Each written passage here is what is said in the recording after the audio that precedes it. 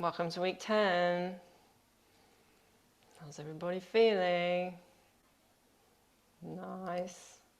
So in the syllabus, you will see for this week examples of the work that I've done with patients or students in the clinic or in like a dance workshop scenario, so that you get an idea of how to use the games.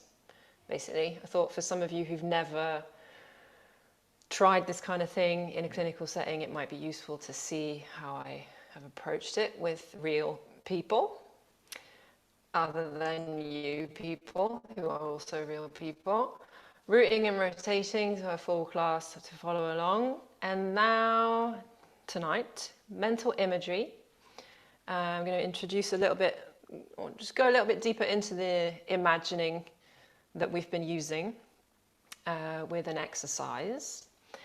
Squeezing power circle from Fighting Monkey, sphere improvisation, so that's where we take the imagery and then manipulate it in the space whilst moving, and then spine initiated moving in the space using eyeballs, so eyeball imagery. Yeah, so there is no right or wrong way of using the imagination, so there is absolutely no reason or need to think, am I doing this right? Because there's no right or wrong way. There's just try and try some more. Our imagination draws on our life experiences and brings meaning to the particular images we are creating in our mind's eye. The thoughts and feelings associated with the image are the source of our intuitive decisions and is connected to our body state. You can imagine movement without moving, and the sensation of rough sandpaper on your skin. These are kinesthetic and sensory images. So if I was to say, like, imagine rough sandpaper on your skin, you would have an idea of how that would feel without me actually having to rub you with sandpaper. Experiencing the possibilities of creating images and moving attention in the mind is the foundation for building the skills in imagery. So for me, imagery is like a muscle that you strengthen. The more you do it, the easier it will be. And just bear that in mind when working with clients or people who've never really moved in that way, that it's just a skill that takes training like any other skill. Imagery is very real mental work. It takes time and practice to develop and extend the skills in a way that is no different from practicing movement skills.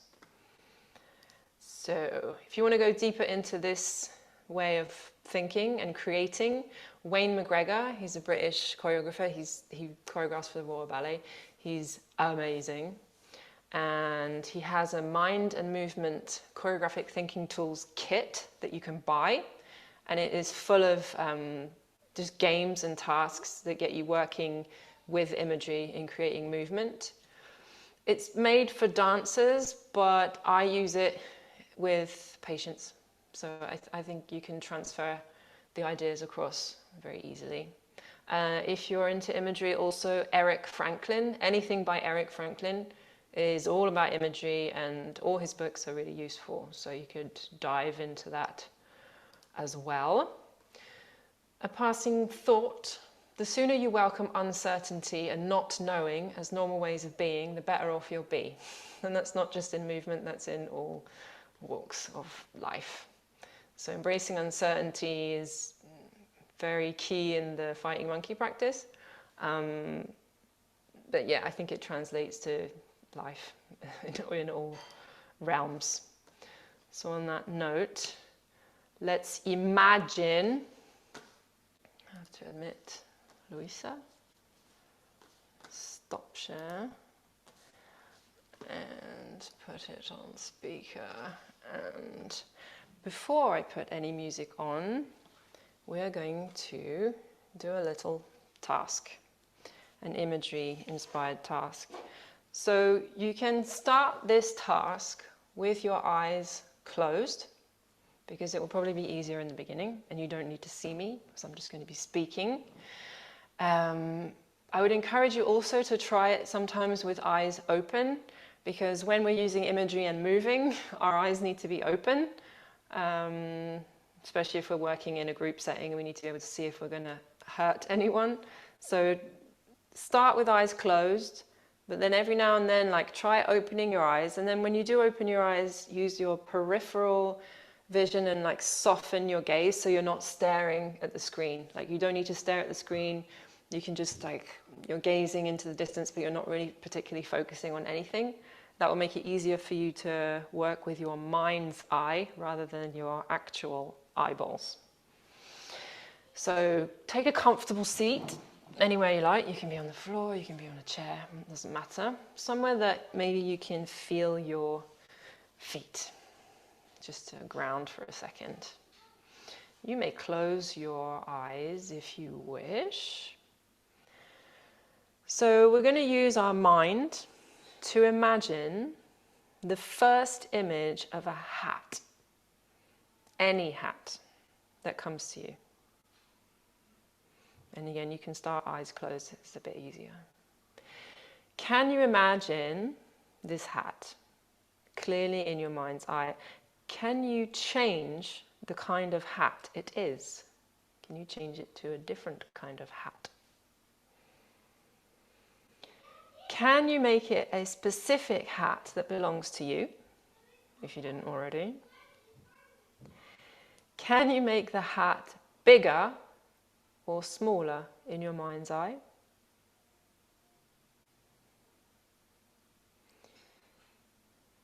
Can you choose an object around you in the space you are in? So you might want to open your eyes just to find any object, and then you can close your eyes again. Can you take that object and place it next to your hat in your mind's eye?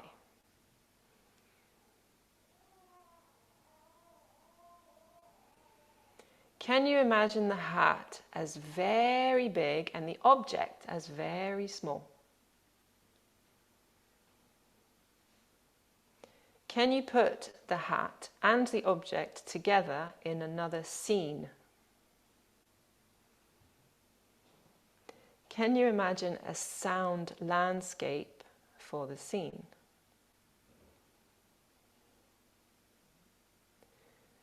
Can you move your attention to your posture as you are creating this scene?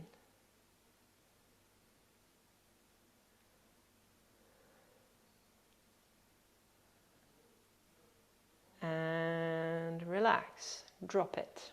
You can open the eyes if they were closed and release the hat.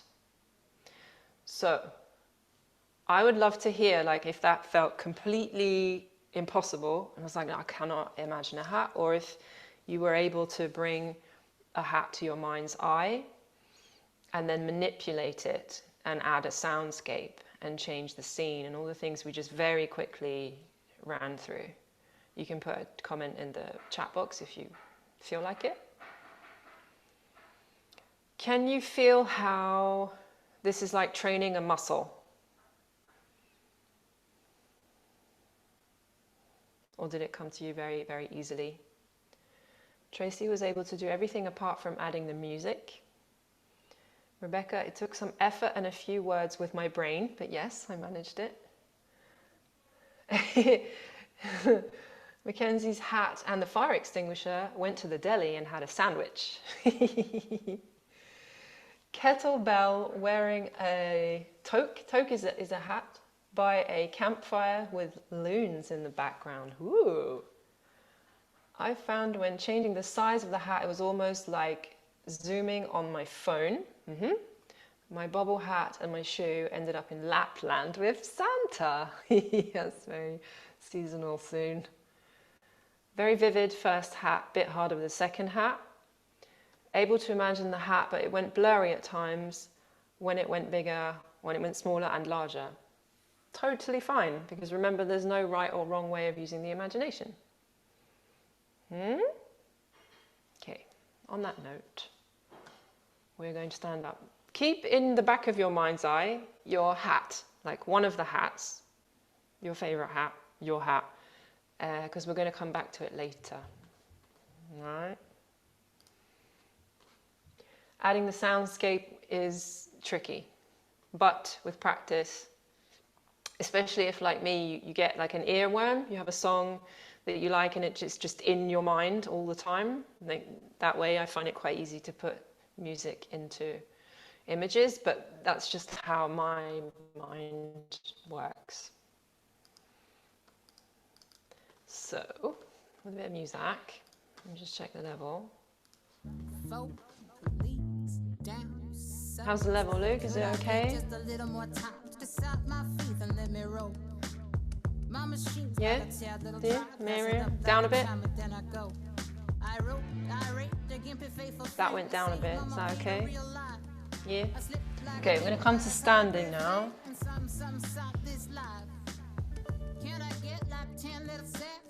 We're going to do a little task for widening your peripheral vision. It's a task that you already know. So you come to standing with your feet parallel and round about underneath your armpits. 60-40. And from there you're going to descend your hands down to go up. And we're going to bring the hands to about level with your eyes. Remember, the arms are softly rounded, so I'm not extending way back. I can see my hands in my peripheral vision. So soft gaze forwards, so you can gently focus on something imaginary like the horizon in front of you. And whilst looking forwards, can you widen your peripheral vision in all directions? So I can see my fingers move. I can also see the ceiling, and I can also see the floor. But here I want you to see if you can widen that view a bit without moving your eyeballs.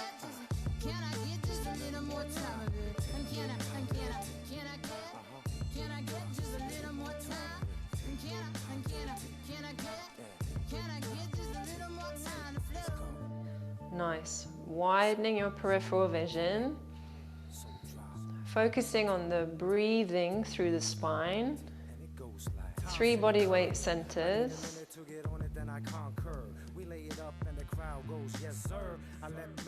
Palms of your hands alive. See if you can widen your peripheral vision a little bit more. So you can see all the space around you as wide as humanly possible. And from there, gently let your arms float down. Nice. From there, we're going to move directly into your spine, sending the imagery into your spine. The image is going to be smoke. So we've all seen smoke rising. Some of us have smoked also and seen smoke curling up from an ashtray. Not the most healthy image, but it's one that most of us have seen. So can you put smoke in your spine, so inside the vertebral column, and gently start to move as smoke? And it doesn't need to be a big movement. We're just easing in to the session. And if it's been a while since you've seen smoke, you're just going to have to use your creative imagination or go and set fire to something. Watch what happens with the smoke. So this quality of lightness and rising up. Can you embody that image in different directions through your vertebrae, through the bones? Weightless, traveling up, but still keeping your feet nice and rooted, and the tailbone is still reaching down into the center of the earth, while the spine spiral smokes up. So the smoke is inside your spine. And if your back is on fire, like Gio, you just make the movements very tiny, very small. So spiraling up, spiraling up. Really soft, really easy.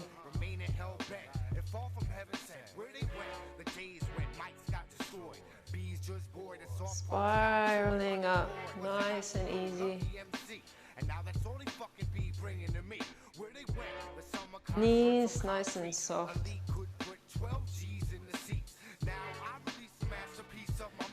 Good. Let that image go.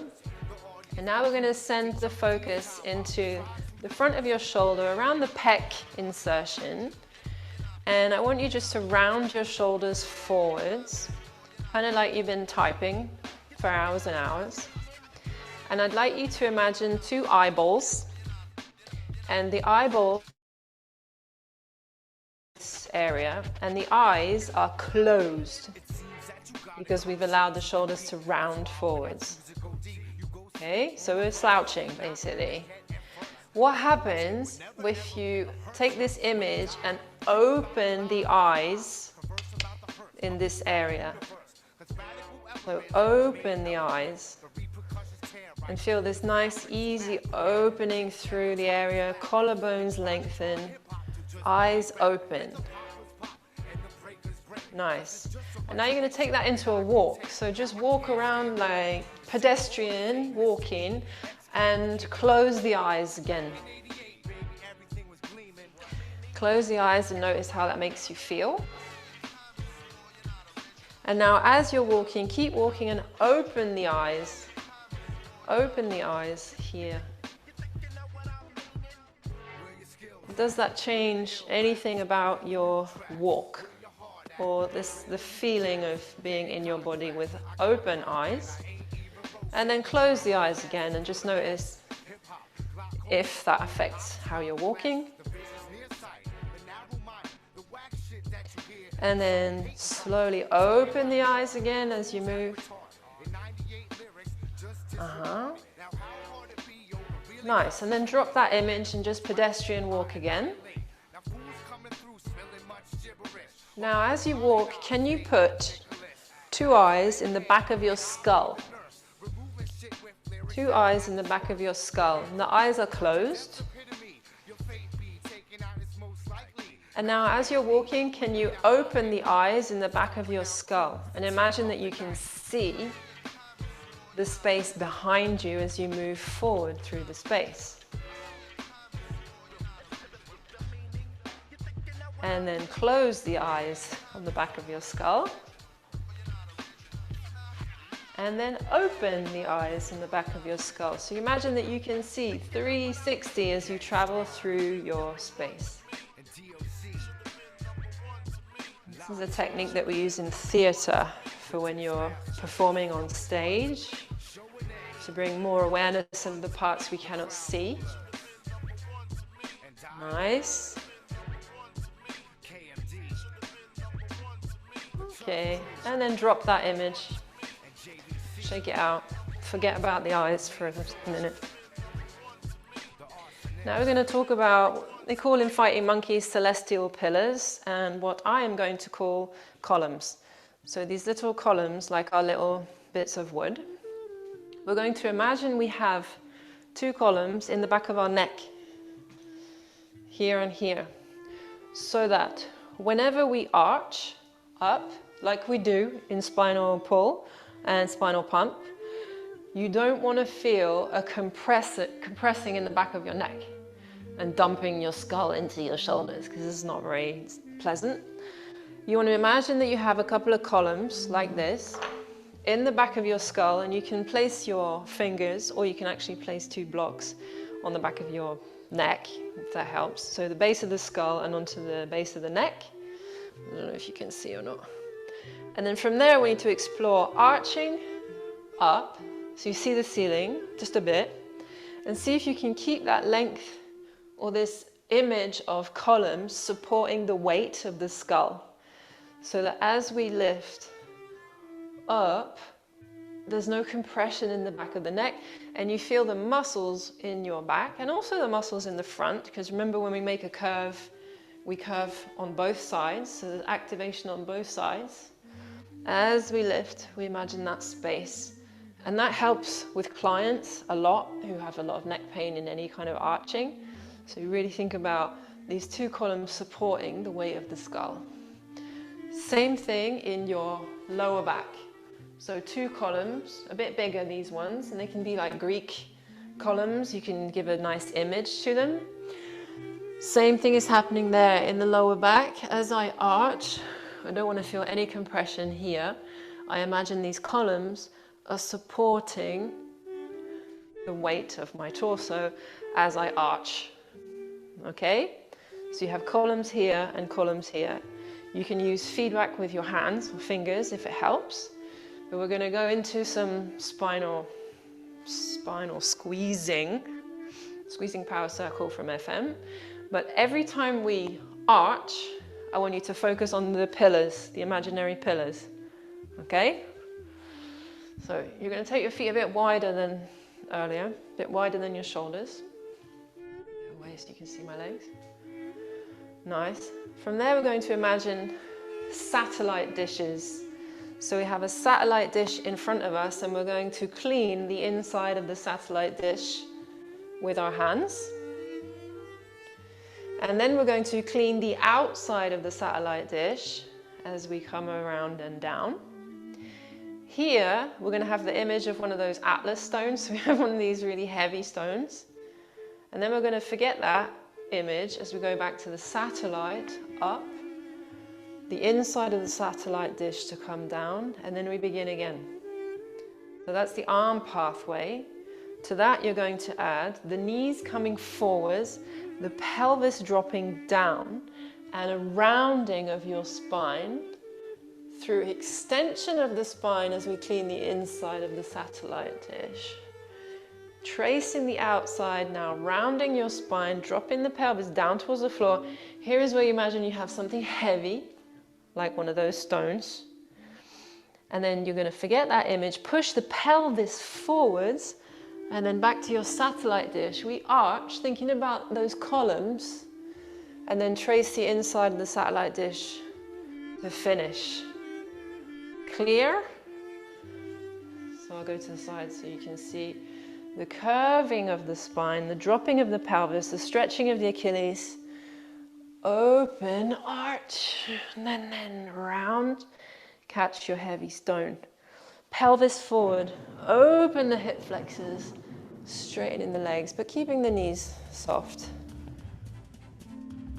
Scoop down, scoop the hands forward. Open the shoulders, nice. Catch your stone. Pelvis forward, sweep around the satellite dish. Sweep around the front of the satellite dish. In, curve, pillars, heavy stone. Hips forward, open up.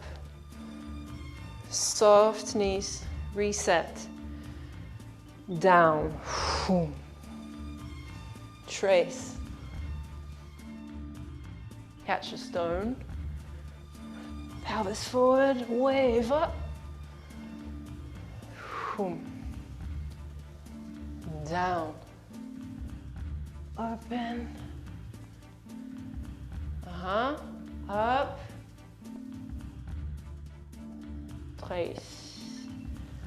So down. Catch.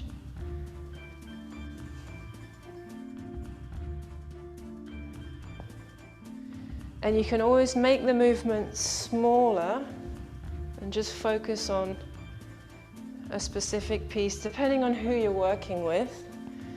So if they're not comfortable going down so deep, you don't need to. If they're not comfortable arching, you don't need to arch so much. You can keep it more upright. Focus on, think of this as pumping. So it's like the spinal pump, but we're squeezing the circle. Down.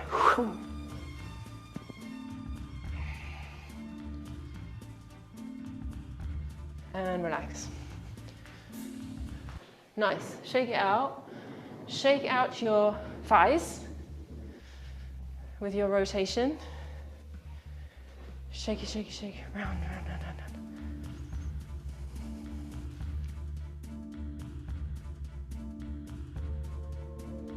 round. Nice. The celestial pillars will really help bring your arch longer. So you think of pulling a rope on to the horizons. A variation on squeezing power circle, which we were just doing, is to turn the toes not all the way like yoga style, but just to the diagonal. So we stay very solid and rooted on our feet. The pathway or the arms is going to be the same, but now we are transferring the weight onto one leg more, so 70% towards that leg. Now we transfer the weight to the back leg as we go into that arch. As we catch the ball, we shift forward, and then we open again, and release.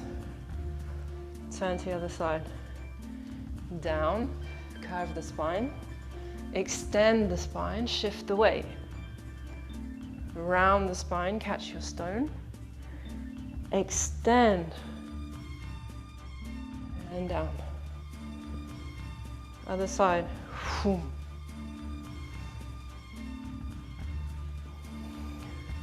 Round.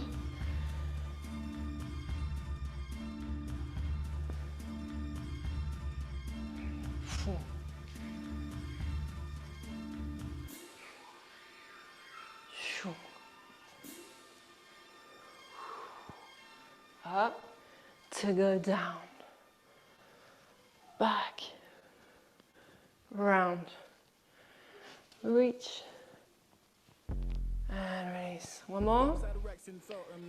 Down, open, round, back, and front. Good. Swing, walk it out. So massaging the spine in different directions. Again, you can make that movement less deep if you're in pain. Ah, nice. Sam found the power circles way easier with the direction change. Yeah, I find it more comfortable also. Nice, shake, shake, shake, shake, shake.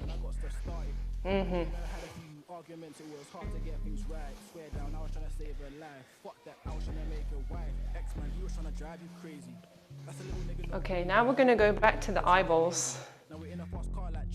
And we're going to imagine now that we have eyeballs all the way down. This is probably why I wore this shirt without actually planning it. Imagine all these spots are like eyeballs running down my spine. And all the eyes are open. They're not closed, they're all open. And those open eyes are going to stay open. So if I go into compression, that's one of the eyes closed. And I want to keep all the eyes open. So even if I arch back as I go into this exercise, I don't want to feel like I'm dumping or compressing in any part of the spine. So just have this image of eyes stay open, not squeezed shut. And what we're going to do is move backwards in the space. We're not allowed to step forwards. We're only allowed to step back. And if you don't have any space, I'm sorry, you'll just have to like walk around in a tiny little area. You can play with turning, but it's your spine that's leading you through the space. And you can move very slowly if you wish. It's actually harder to go slower, keeping all the eyes open. And they want to look in different areas, and they definitely want to see where they're going, as we do when we're moving with our eyes forward in space. We use our eyes to choose what direction we want to go. Same thing now in your back. Keep all the eyes open. And try and surprise yourself. So it's the eyeballs who decide where you go. And you just have to follow. You don't get a say in what the eyeballs are up to. It's them who decide, and they're very curious. They've never been in this space before, and they want to see everything. They're like my 6-year-old. They have insatiable curiosity.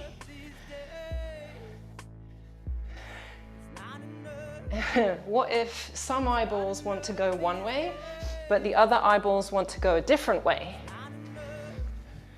Then what happens? Then maybe we find a bit of rotation.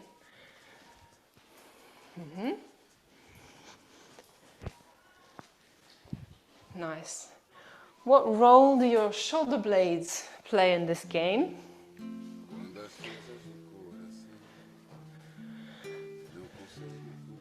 So if your shoulder blades close, they're going to force the eyes shut.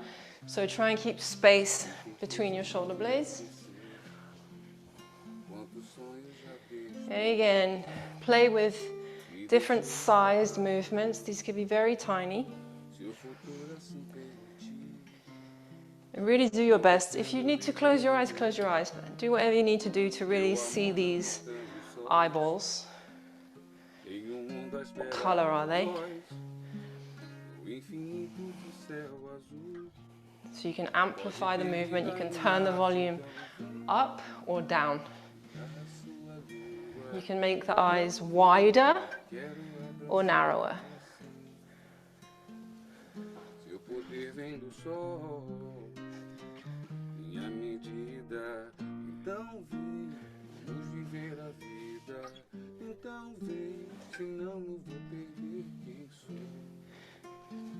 Nice. Be aware of your feet and how your feet are in contact with the ground. Are you brushing the ground as you shift? Are you stepping? Are you able to roll through the edges of your feet like we've done in previous sessions?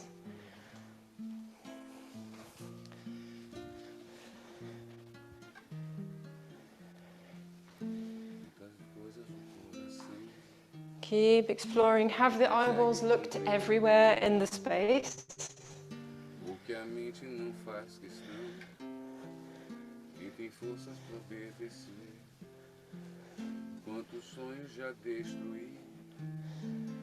Remember your pillars, so the columns, making sure there's no compression in the lower back or the back of the neck. Nice. And drop that eyeball image. Nice. Shake it out, relax your shoulders. And then we're going to come up close to the screen. Bring your hands to the screen. Earlier you imagined a hat, now you're going to imagine a sphere, a ball. And you can decide what material the ball is made of. You can decide what size it is. But do your best to keep it in one place in the space right now, in front of the screen. So you can test all the different directions just with your hands right now. But even when I'm moving my hands, I'm aware of what's happening in my feet. Are there any parts of the sphere that you haven't touched yet?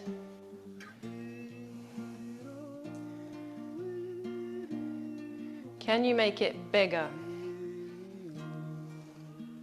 As you make it bigger, can you notice how your rib cage starts to respond?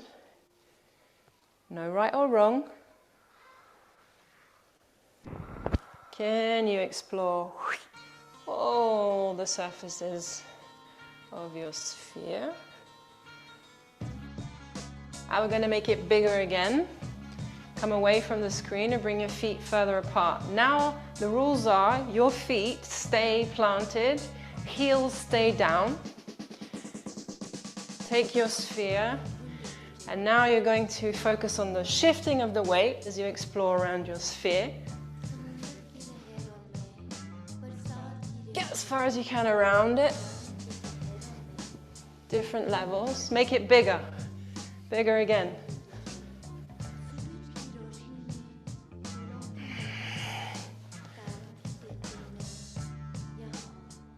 Shift the weight. Don't stay centered. Shift the weight.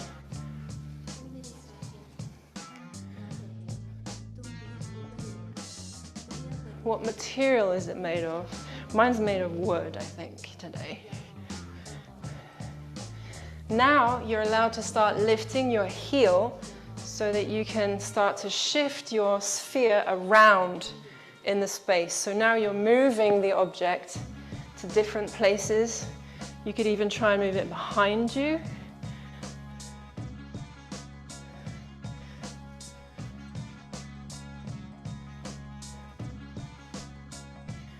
One heel can lift, the other foot stays rooted. Shifting your sphere around. Take it above you, maybe.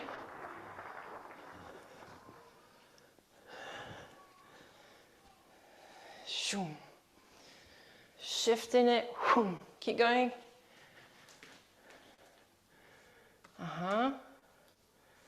Nice. Really be aware of your feet. As always.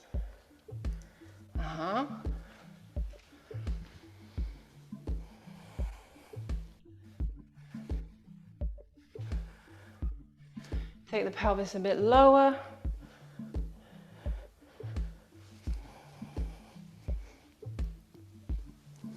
Maybe remember the power circle that we just did. Variations.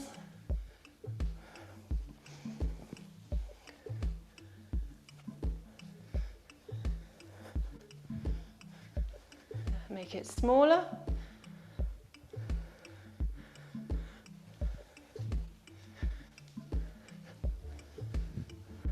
And smaller.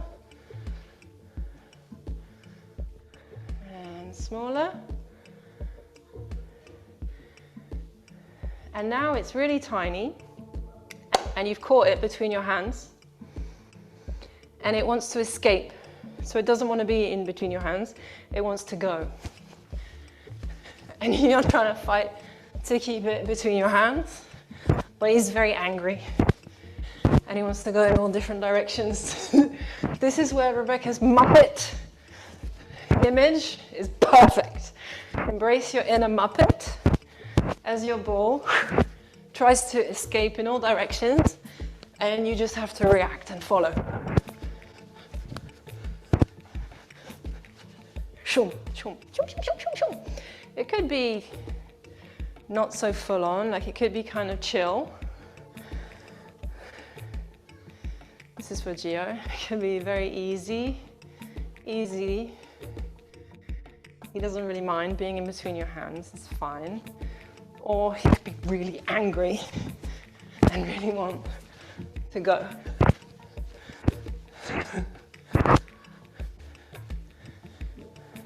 How does your spine react to this? Weight transfers in your feet. Try and surprise yourself with these different directions. Woo! And you can make sound effects to kind of help, like woo, woo, woo, woo. And release the ball. He's gone. Shake it out. He's free. Now, can you bring back to your mind's eye your hat? In your mind's eye, can you place your hat in the space somewhere, anywhere? Can you make it bigger in your mind's eye?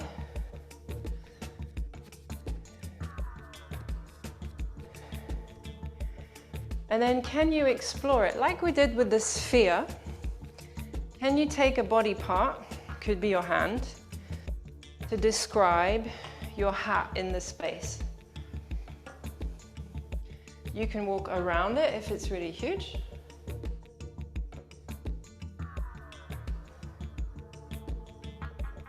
So that's kind of easy with the hand. It's a little bit mime, it's a little bit literal. What if we used an elbow instead to describe our hat in the space? Remember, be aware of your whole body reacting to this tracing, exploring this hat in the space. What color is it? And how would that color affect the quality of your movement? Can you take maybe a knee or a foot to describe your hat? Could you take multiple body parts to describe your hat? Remember, there's no right or wrong way to do this. This is just giving you some guidance for a pathway to follow, to explore or to show us your hat. Keep going. Let's see your hats. Keep going. Try a different body part. What about your butt? Can you explore your hat with your butt?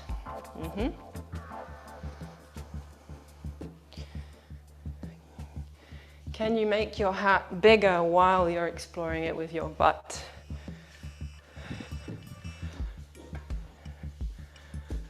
Or smaller? Tiny hat.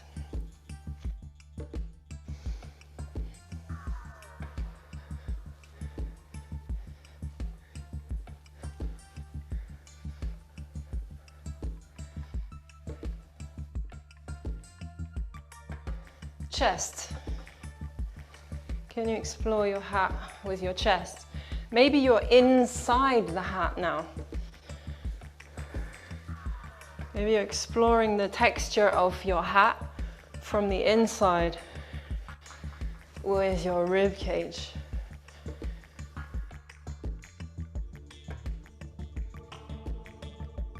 Again, can you scale your hat so it becomes bigger or smaller?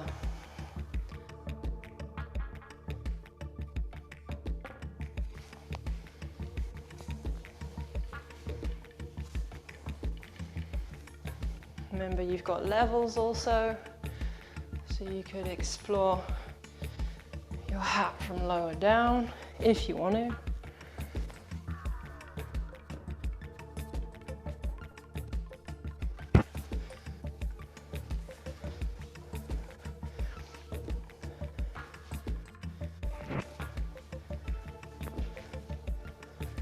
Good. Make the movement smaller.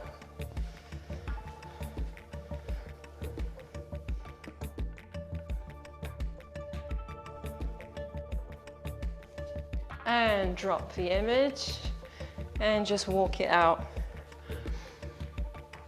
Opening the eyes in front of your shoulders, your pec eyeballs. Open those. Open the eyes in the back of your skull. Open the eyes in your spine. Put a couple of eyeballs on your butt, why not? Just to bring awareness to the back body, all the parts we cannot see as we are so focused on moving forwards in life. Nice. And then drop that image too. We're going to come back to standing like we did in the very beginning. So finding your standing position, your feet parallel. This time in standing, you're going to bring your middle finger to the outside of your legs, middle fingers, legs.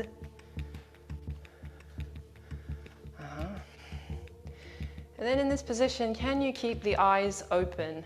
The eyes everywhere open. Especially the eyes around the rib cage in the back.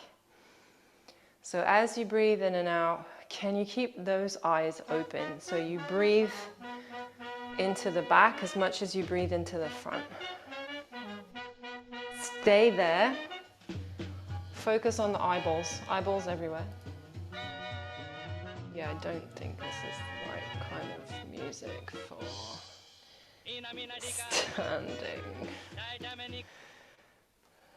Okay. Stay.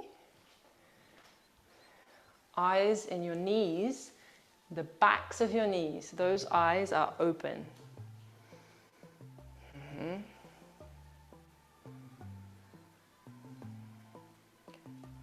Check in on the weight in your feet, 60-40, the 8 points rooting down, toes like satellites.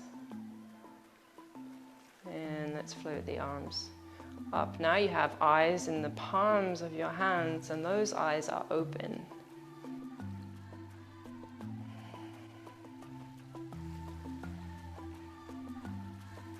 Good, soft arch through the arms. Relax your jaw.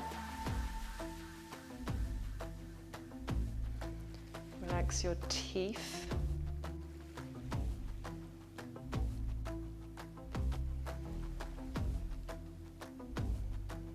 Imagine your gaze goes all the way to the horizon in front of you, but also the eyes in the back of your skull.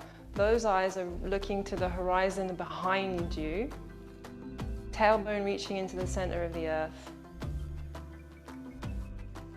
Back of the skull lengthening up towards the universe. Stay.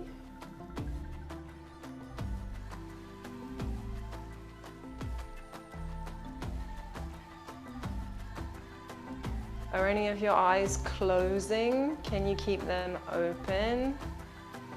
Can you keep them alive? Remember sending that breath into the back. Keep the eyes open in the back. Shoulders melting down your spine or down your back, like melting chocolate.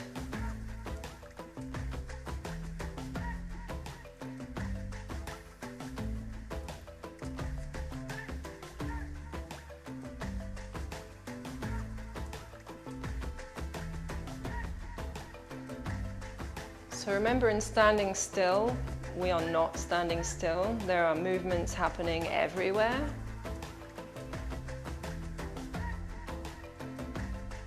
Your spine is dancing with the breath.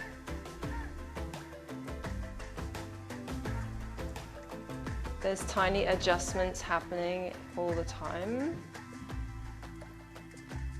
And as you start to feel sensations, maybe in the tops of your shoulders around the deltoids, can you breathe into that sensation and stay? So find a way to lengthen into that sensation rather than run away.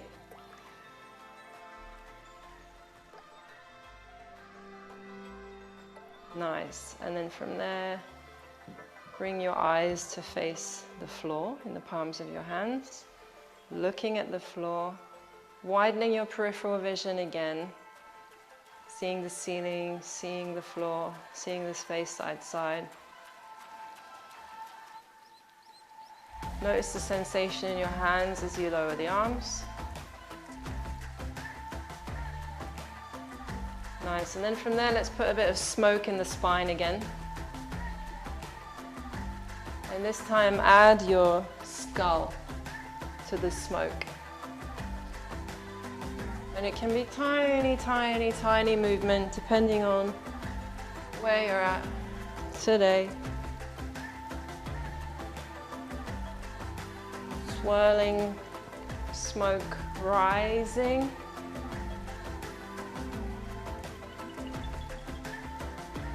Eyes in the back of your head looking around.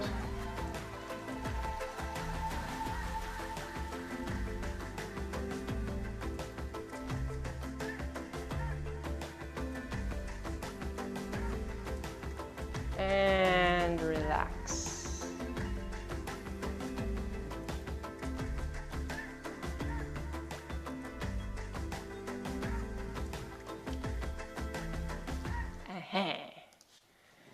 Okay. Okay. Et alors? How was that?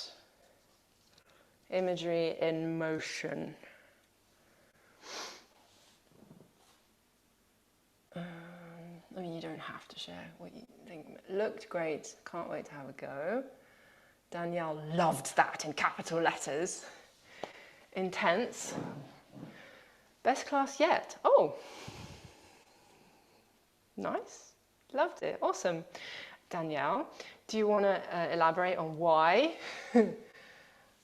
I just really connected with that imagery. I just really liked it. I like the idea of the eyes. I imagine them as like those, those um, marine plants that have those like sucker things on them. That's how I imagine them down my back. And those like, yeah, I just really like that imagery and just found it really useful. Thanks. Nice. Very nice. Yeah, I really like the eyeballs too. Having eyes in the back of my body really changed things. Yeah, that's something I first came across in theatre. Like I'd never heard it in dance. I had a theatre friend that I collaborated with for a few workshops, and she had us do an exercise where we imagine we're on stage and you walk across the stage. And then you walk across the stage with your eyes in the back of your head, so you're more aware of what's happening behind. And it just changed the way everybody walked instantly. Like there was just instantly, the posture just shifted. So it was very interesting. And also on stage, we tend to face away thinking, okay, I'm safe, like no one can see me now, but the audience can still see you, they can just see the back of you. And it's actually more intense because they can see the whole body rather than when you're facing front and they focus on your eyes, because that's what humans do. So as soon as we face away, actually it's more important what we're doing dance-wise because they see the whole structure. So that's something to think about if you're on stage. And even actually if you're just teaching in a studio. Hang on, I don't want to miss anything. The standing was intense, yes. Wait. Thank you, Dag, it's a pleasure. Having eyes in the back of my actual eyes lost focus while my imaginary eyes were open and fully focused. Wow, cool.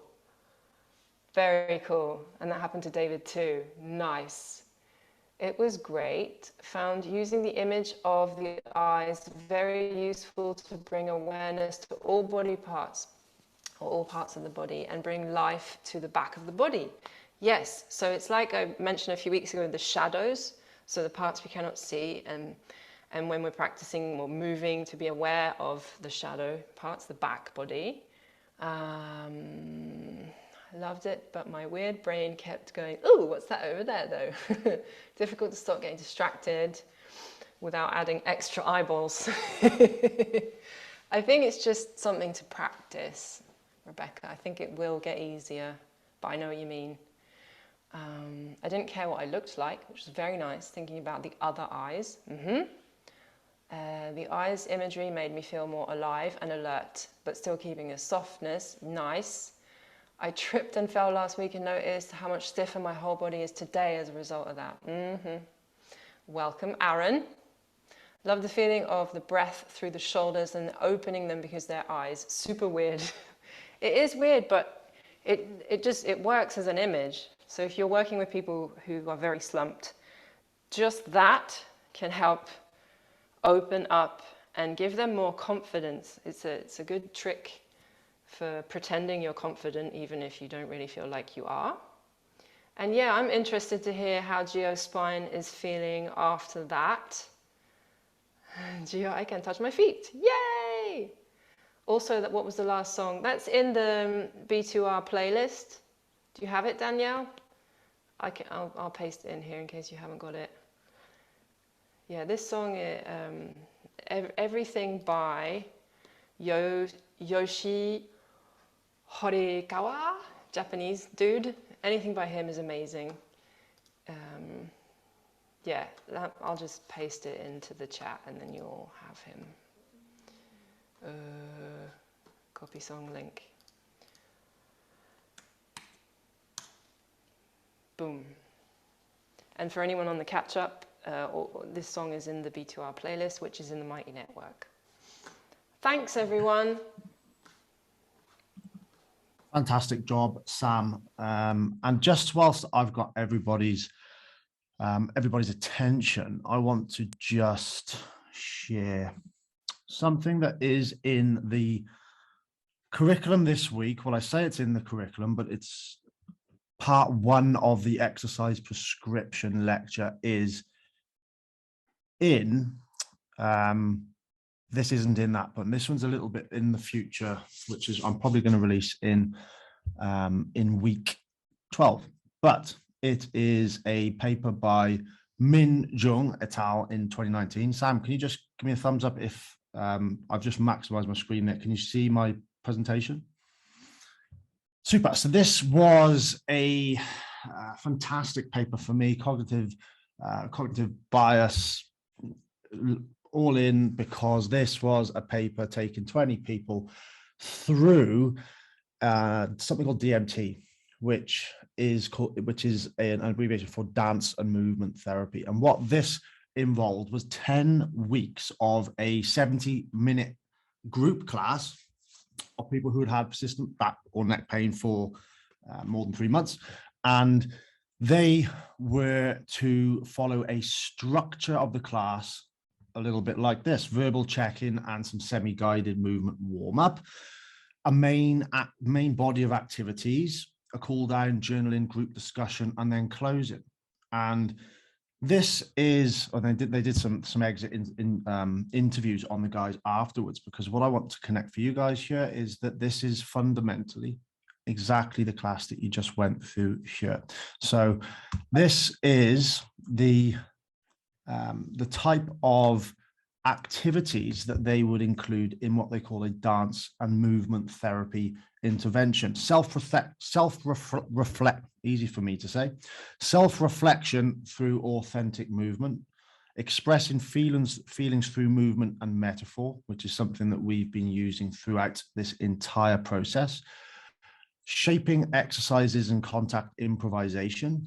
Believe it or not, I was sat here just watching all of you guys improvising, and when Danielle and people are saying that they're feeling that's their favorite class, that's because people are starting to have some exposure to this type of movement and feeling more comfortable and being able to relax and ease and let go. And it's something that you're not going to be the only person that's going to experience that, because we've got some outcome stuff in this qualitative research that other people who have been through this also say the exact same thing. Role-playing, mirror-based diet exercises, rapport building exercises. They use something called Laban's 8 movements, which Samuel know. If we're not from a dance background, then we probably need to YouTube that. But lots of imagery-based movements. That entire class, the images that you were just all using that Sam offered was, really interesting. Was I'm looking forward to playing with the eyes in the shoulders, eyes in the back, being able to play with the different body parts that are being able to lead the movement that we've been doing in the plaster ball. The imagery we did at the start there, I had an image around a hat, and then I had my Volvic water bottle, and then trying to make one smaller, one bigger. All of these really powerful imagery-based exercises that you guys just went through, and you have a first pass. Well, you've been doing this now for a while, but these are the things that I want to invite you, when you rerun these classes, to listen to how Sam introduced them, listen to how Sam created and cultivated a flow through the class, because the language and the communication for you guiding other people is going to be really important. Improvisation is a key theme that comes through, and what they used was choreographing and giving people autobiographical poems, and which sounds a little bit interesting, but that's not a million miles away from what we just went through there. And this is the main things that were the two main themes that pulled out of people who went through this intervention. This is people with persistent pain, and this was an intervention to see if they could develop resilience. And they had two main things that come out of it: loosening up and broaden build. So participants experienced a release of tension, rigidity, and an increased sense of flow and flexibility at all levels. Not just the physical sense of flow, but as I said, the being able to let go and let yourself enjoy it, not worry about what somebody else thinks about how your quality of movement is, which gives you that sense of flow in both social and emotional levels as well. The issue of rigidity is one that we've put in and talked about at length. People who have persistent pain, you know, when we were looking at Peter O'Sullivan's work, and everything that we've been going through here has been the complete opposite of rigidity. So being able to help break those down. The second catalytic factor, participants reported that dance and movement therapy elicited a range of positive emotions, such as feelings of joy, excitement, relaxation, liberation, hope, gratitude, absorption in the moment, and a state of flow, even social connectedness. This was a direct quote that I pulled from a paper that any of you can have, and I'm sure I will put the paper in the curriculum on week 12. But in this class, you can relax and be silly. You find yourself laughing and being playful. People learn easier when they're in a relaxed, playful mode. We learned really important stuff on how to better take care of ourselves through our own innate creativity. We know from, and when Paul came on here, San Angel's work, the biggest driver of exercise adherence is that they enjoyed it, joy and passion. And this is the main things. I just want to take you on here to the main things from a prescription perspective from dance and movement therapy interventions were these. Okay, the vast majority said, this is what the participants said. Why did they think that it helped them so much? What was it about the sessions that seemed to help them so much? And what the vast majority said was that it was the self-directed, non-prescribed structure in which they could participate in the movement at their free will. That aligns with basic psychological needs of choice. Sam was offering images, offering some constraints, some ideas, but then really when I was watching each of you, you were moving in your own way, you were moving at your own speed and being able to express these in a different way. Being able to provide these things, you'll hear Sam's tone of voice is non-judgmental, it's non-forceful, it's inviting you to be able to lean in, yet providing support and encouragement. Focus on improving individual self-awareness so that they can develop and practice their own self-appraisal capacities and limitations. Offer optimal levels of challenge during exercise so clients experience accomplishment and mastery, and to provide an embodied mode of validation and acceptance through kinesthetic empathy and maximize the benefits of peer support. And when you look at that paper, what you'll see is that it was married up with pain neuroscience education to deliver key target concepts, the same ones that we've been through throughout this entire process, to be able to work from a top-down perspective to let someone get to the point where you guys are at and that here now to be able to enjoy that session. So that paper and that, I wanted to just connect a couple of dots there for the type of class that you just went through and some of the research that is literally what that intervention you just did there is very much what the dance and movement therapy research there is all about. And I have a problem, if you wanted to do a dance and movement therapy course, again, I have a little bit of a problem with this, not just DMT, but really Pilates, yoga, Feldenkrais. It's a 4-year specialist program at ridiculous expense.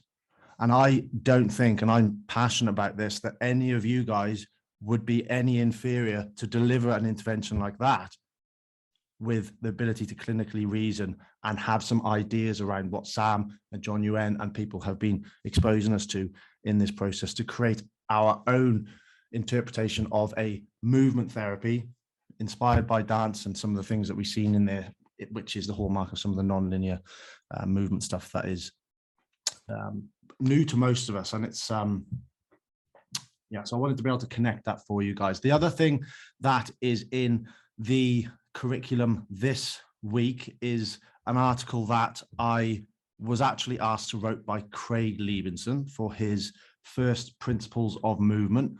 And he asked me to write a blueprint almost for how we could take a play-based approach to clinical practice.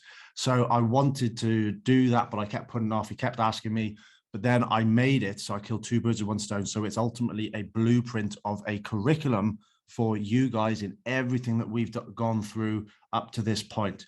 Some of you guys, when I'm speaking to you individually, are talking about how you're going to how we're going to implement this, and we're coming up. I've seen some people coming up with little mini 6-week courses.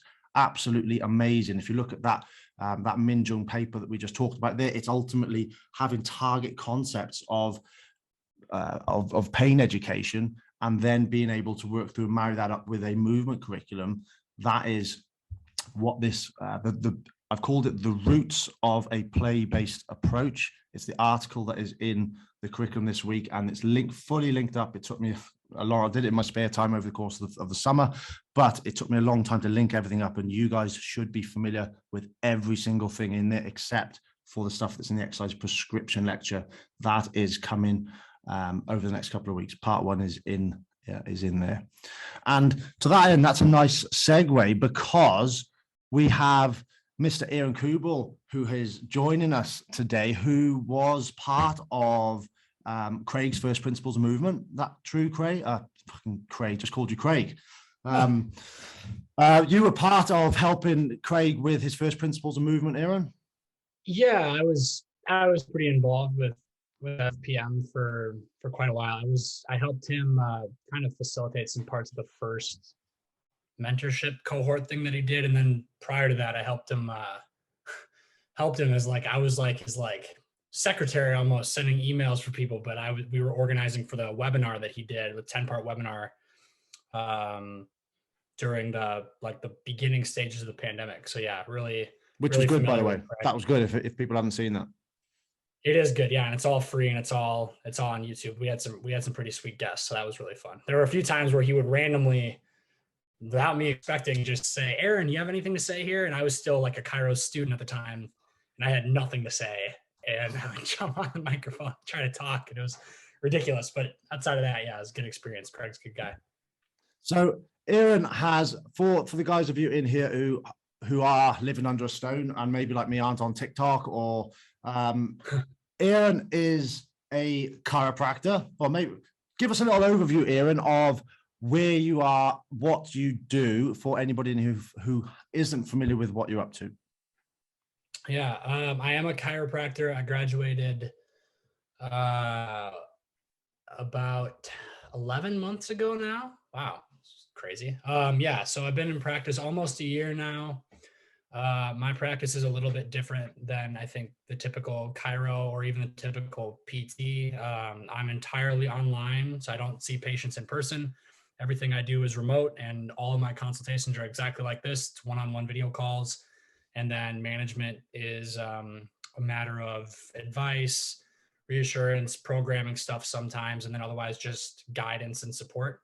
So a lot of what I do is focused on communication and really trying to hone in on that skill set, because that's really my only medium of, behavior change and trying to impact people. So that's how I practice. And then I guess just as much a part of my job as actual clinical practice, I suppose, is kind of the social media side of everything, which is trying to ultimately promote guideline-based care and maybe steer people away from some of the things that we know are less than helpful beliefs that are out there about some of the things we do intervention-wise, whether it's manual therapy or exercise beliefs or back pain myths, things like that. So I do a lot of trying to dispel some of those myths, but more in a patient-facing way than in a clinician-facing way. So all of my content is steered more towards the general public rather than you guys, which has its, ups and downs, but that's kind of part of it. So yeah, a lot of social media stuff, and then all online practice for me. I mean, to that end, whilst you were finishing your clinical year, when I was putting my lectures online, you would be messaging me and we'd be talking about this stuff before, while it was going on. I mean, Aaron's one of the sharpest guys that I've met. And now, in fact, your platform, Aaron, the way that you bring research, you challenge the myths that you're talking about there. And then you've also got the papers flashing up behind you and some of this more maybe new era way of transmitting information very fast, very catchy in a short period of time, which is probably how, to be honest, a lot of my students at university, that's probably how they process information these days. And I direct people to your page for research that I can't even keep up with these days. So it's an amazing platform for that. And I'm not surprised that that's probably the reason why so many people are following you on these different platforms. Would you agree, Aaron? Yeah, I think, I I think there's a lot to be learned from what has worked for me as far as knowledge translation, because I do view that as part of our job, like whether, and that's all of this is scalable. So whether, even if it's not social media and a large platform with lots of followers, like even if you're just doing stuff in your community, all of these principles that I talk about with knowledge translation and trying to get a better message out to the public, it all still applies, even if you're just talking to people rather than, doing it on Facebook or Instagram or TikTok or whatever. So I think there is a lot to be learned about what has worked and what hasn't worked as far as virality of some of the videos that I've posted.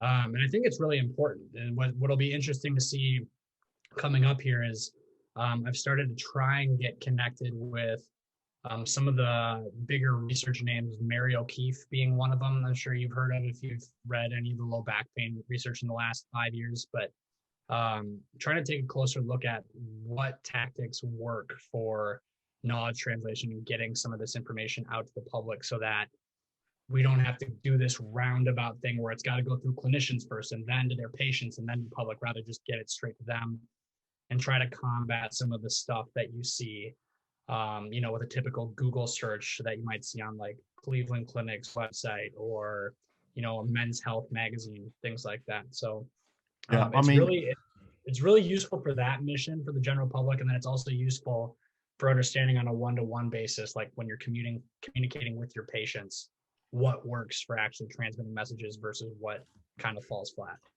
Yeah, so Mary O'Keefe, if you guys aren't familiar with her, she's part of Peter Sullivan's group, and she's again very sharp. She's Irish, I think, and she is, I know she's very passionate about mass media campaigns to try and shift the needle on a lot of these things, which is why it wouldn't surprise me that they'd contact you, especially with the reach on your TikTok platform in particular, because you are providing the balance to a lot of the nonsense that is much easier to have in very short sound bites, that is not just in chiropractic but in training, in osteopathy, physiotherapy. And one of the big things that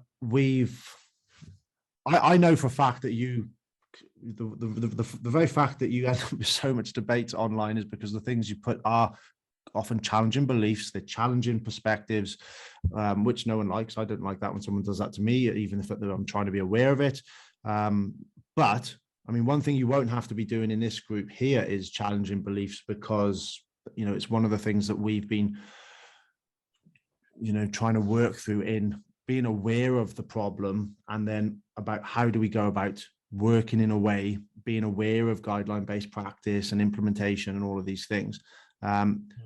Beliefs and expectations is something that we've talked about a lot, and everybody trying to shift how they're working with people. Because, by the way, Aaron, we've got the whole spectrum here, from chiros, physios, movement coaches, yoga teachers, osteopaths, physios. We've students of all of those. We've got the full spectrum. So everyone's got a different way that they're applying things. And clearly, your social media, does that set, do you find, the appropriate expectation for you of when people then ultimately see you in person? Yeah, so that has been one of the unintended benefits that I think has really been powerful for me. And also, again, like, this is still scalable, even if you don't have 500,000 followers, like, it doesn't really matter. But what I've found is that, as we've kind of talked about, one of the things that is challenging when talking with patients is changing beliefs. And it's hard to change behaviors if you don't address some of those underlying beliefs, especially the ones they hold on more strongly to. But depending on your clinical situation, sometimes you don't really get the amount of time that you might need to get into some of those beliefs. And sometimes if you jump into it too hot, right, like, they can be turned off to the idea of even being open to what you're saying.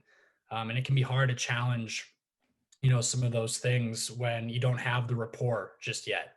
And what I've found that's been really helpful is with my videos, like, I've kind of put myself out there as a myth busting guy, so to speak. So that kind of set the expectation for a lot of my consults. So people, when they book with me, I don't have to worry as much as the clinician down the street about diving in too hot to challenging beliefs, or I don't have to tiptoe around it quite as much, because people book with me literally seeking that out. Like, they want me to change the beliefs that they've got, because so far what they've been running on has not been working out for them and they're looking for something else.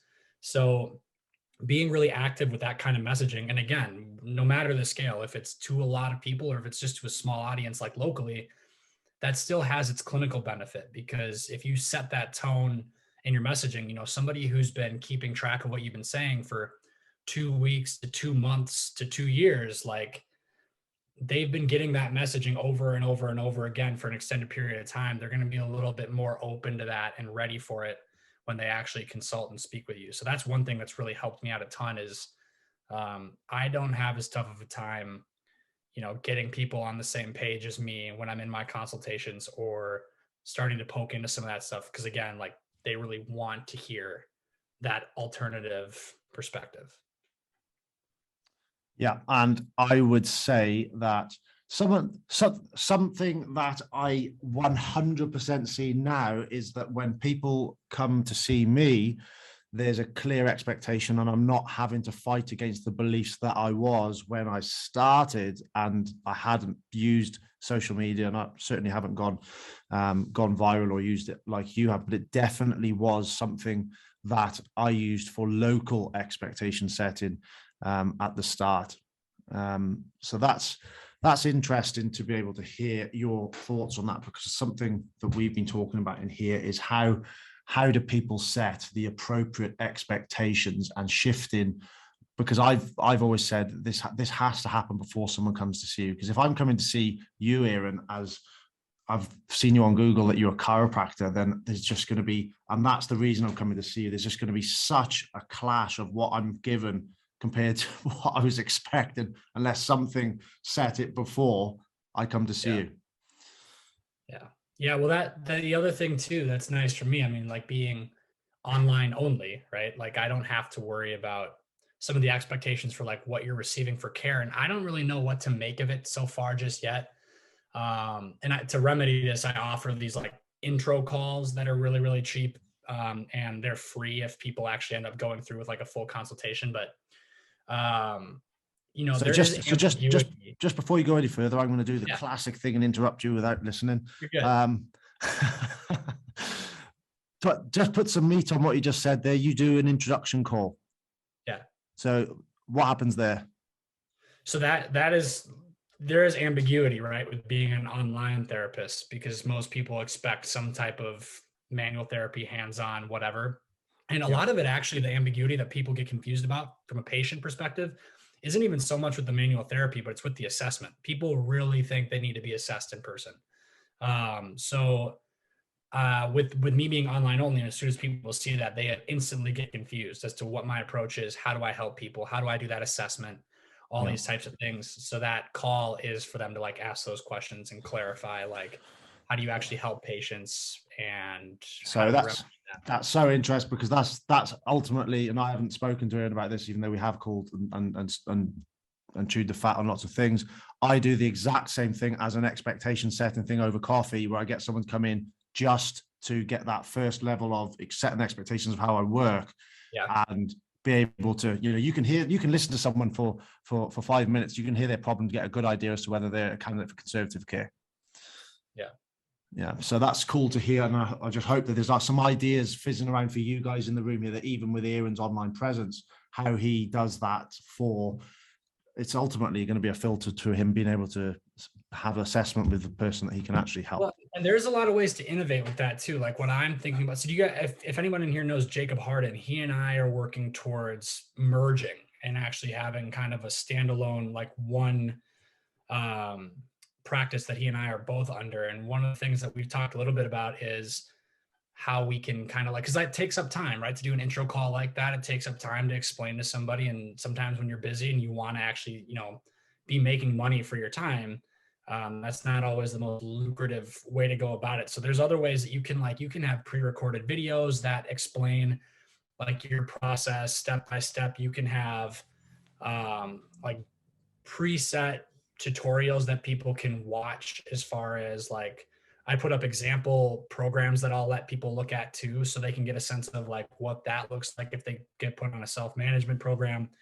all of those different kinds of things. So like there's ways to clear up that ambiguity for people virtually and take advantage of technology without having to actually sit down and talk through it for 15 to 20 minutes with every single person who's not totally clear on what you're doing. I think that's always important to keep on top of mind, is how we can keep innovating those types of things as we move forward. Cool. Yeah, Jake Harden's, he's a chiro, isn't he? He was one of your early mentors as well. So if anybody is unfamiliar with Jake, I think he's on Instagram.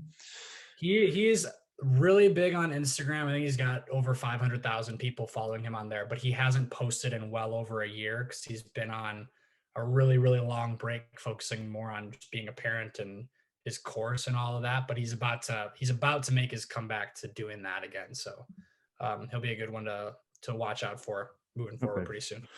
Cool. Now, by the way, guys, I can chat with Aaron all day. Anyone who has stuff, pump it into the text box here, or be able to jump on the mic. And because where you guys are all at now in terms of being aware and now all scratching and becoming innovative with ways to implement work in the guideline-based way, Aaron's going to be a really useful person to chat about. We're not going to promise open and easy answers. That's probably become clear so far, but it's a great opportunity. Now, Aaron, I'll just keep poking for a little bit. If you, in the last couple of weeks, I've shared with the guys here a way of working, a couple of clinical models that is more aligned with behavior change than Fix Me and program based. This is how we tend to work.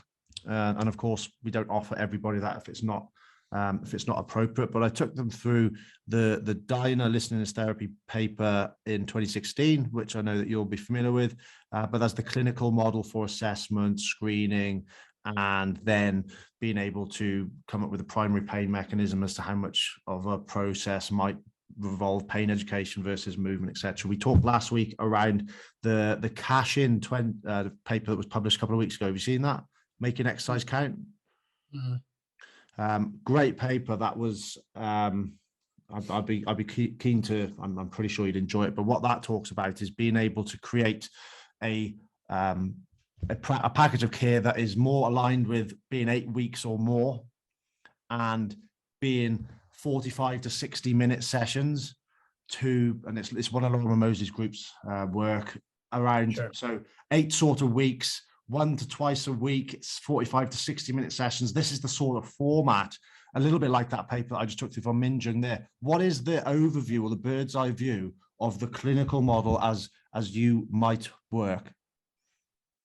Yeah, so I've changed mine a lot, like a lot of times repeatedly since graduation. So that'll probably be interesting for people to hear just how it's kind of evolved, because I've been churning through different approaches, and as soon as I find something I don't like, I've got the luxury, just because it is just me in my practice, at least for now.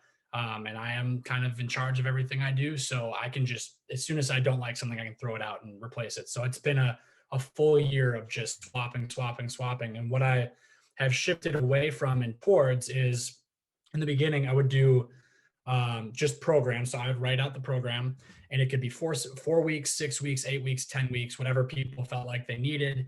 And then they could have me more involved with it, where we're having like weekly check-ins, or they could have me less involved, where I just send them the program and then they get email support if they need it. Like, that was how I started. And there was a lot of stuff I ended up just hating about that. One of which being, my entire demographic is persistent pain. I don't really get any acute or subacute type situations. It's all chronic stuff. And it's all quite complicated cases more often than not as well. So with that being said, like, imagine somebody getting a 4-week, right? And saying, I'll pay you for 4 weeks of programming and guidance. A lot of the time they get to the end of the 4 weeks and there's really not a lot of change. Sometimes they wouldn't have even started like on the program yet. And I just hated that feeling of getting to the end of it and being like what would keep happening was we'd get to the end of it and they wouldn't have made any progress. And I'd be like, well, just on the house, we'll just keep going for a few more weeks. Like, I didn't know what else to do. So I hated that feeling. And then I also hated the feeling of, you would get the occasional person, even if it was a persistent case, where they'd pay for the full 10 weeks and they'd be just cruising and doing great after like 3. And they'd take in the program and run with it. They're making strides. They're seeing improvement. They're feeling confident. And like in my mind, I'd be like, oh God, I wonder if they're thinking, what did I pay for all 10 of these weeks for? So I ended up hating that too. So what I've transitioned to now is everything's open-ended. And again, this might not be for everybody. I just do it because again, like 99% of my clients are persistent pain. So everything is open-ended and you can have my support for pretty much forever and not continue paying. And the main three options that I have right now for care, people can have a full-on like structured program that I hand write out myself, includes different types of behavioral interventions, key messages that I want to reiterate as they go, a recap of like how I see their situation compared to like their actual story and their timeline so they can understand like where I'm coming from. And that's usually like a 10 to 12-ish page document that they get. And that would be like the most structured way that they could receive my care. And then what I like more than that, and what I try to do as often as my own clients will allow, is I also offer, which is a lot cheaper and fits a lot more of my biases, no program, and just email support. And I think that there's a lot of room for us to be really impactful with something just as simple as email type guidance. And I'm basing a lot of that off of just some of the good results that you would see with like app based interventions, compared to like usual care for things like persistent back pain. Because sometimes, and with a lot of clients that I see, like once they've been reassured that exercise for pain doesn't have to be very complicated, and that it doesn't have, there's no special like way to fix any particular problem, because a lot of times nothing's broken. So maybe we can shift our focus away from fixing stuff and more towards getting parts of their life back and getting certain parts of their life under control. Once they start to have that pivot, they start to realize, oh man, okay, like I know how to do a lot of this stuff myself, or I know like what would allow me to get back to those things. Maybe I don't need that structured program. Maybe I just need somebody watching my back while I try to meander through that. And so when people kind of get enough of that sort of self-efficacy, that they're like, okay, you know what? I think I know what you want me to do. And I think I know what would help me the most just getting started on some of these things. I don't need you to lay out the step-by-step. I just need to start trying and have you for support. Those are my favorite cases to manage. And those also seem to be where my best outcomes are. So, and it's not a lot of work either. I mean, it turns into them working through it. Like if somebody wants to get back to biking, for example, I'm poking into it, working through it, trial and error, learning on their own how to, interpret their own symptoms, check in with themselves and not freak out, know what's too much, what they can push through, what they need to back off on. And then whenever they get stuck or whenever they get concerned, they just email back and forth with me. We talk through it. And whenever they have setbacks, email back and forth with me and we learn from it. And then that also goes a long way for documentation too, because if somebody starts to fall in a bit of like a boom or bust pattern where they just keep flaring themselves, I can just resend them like the last several emails from the past like 4 months and be like, we're starting to see a little bit of a pattern here. Maybe this is why you're stuck. Because look at the email you sent me 3 weeks ago, and then look at the one 6 weeks before that, right? Like this keeps happening, and it's more of a behavior thing than something's wrong with your body thing, right? So that email support type model, I think that's a really important avenue for people to keep exploring, and it can be really sustainable in the long term. Doesn't take a lot of your time as a therapist and can be really affordable, which is super important to consider for people with persistent pain. Because like a lot of the people I work with are out of work because they can't work, right? So that's a really important thing to think about. And then the last thing that I do for people for care is just the consultation, because sometimes they just needed reassurance. They just needed to talk to me about things, and that was it. And so with that being said, yeah, we just had the consult, and then they're like, okay, so if I do this, this, and this, I'll probably be fine. I'll be like, yeah, go ahead. And they just go, and they don't even need the email support. So those are kind of the three avenues right now that I have available for patients as far as clinical model. Awesome. And I I'd have imagine, no idea if that answered the question. yeah, I'd imagine if we, big summary.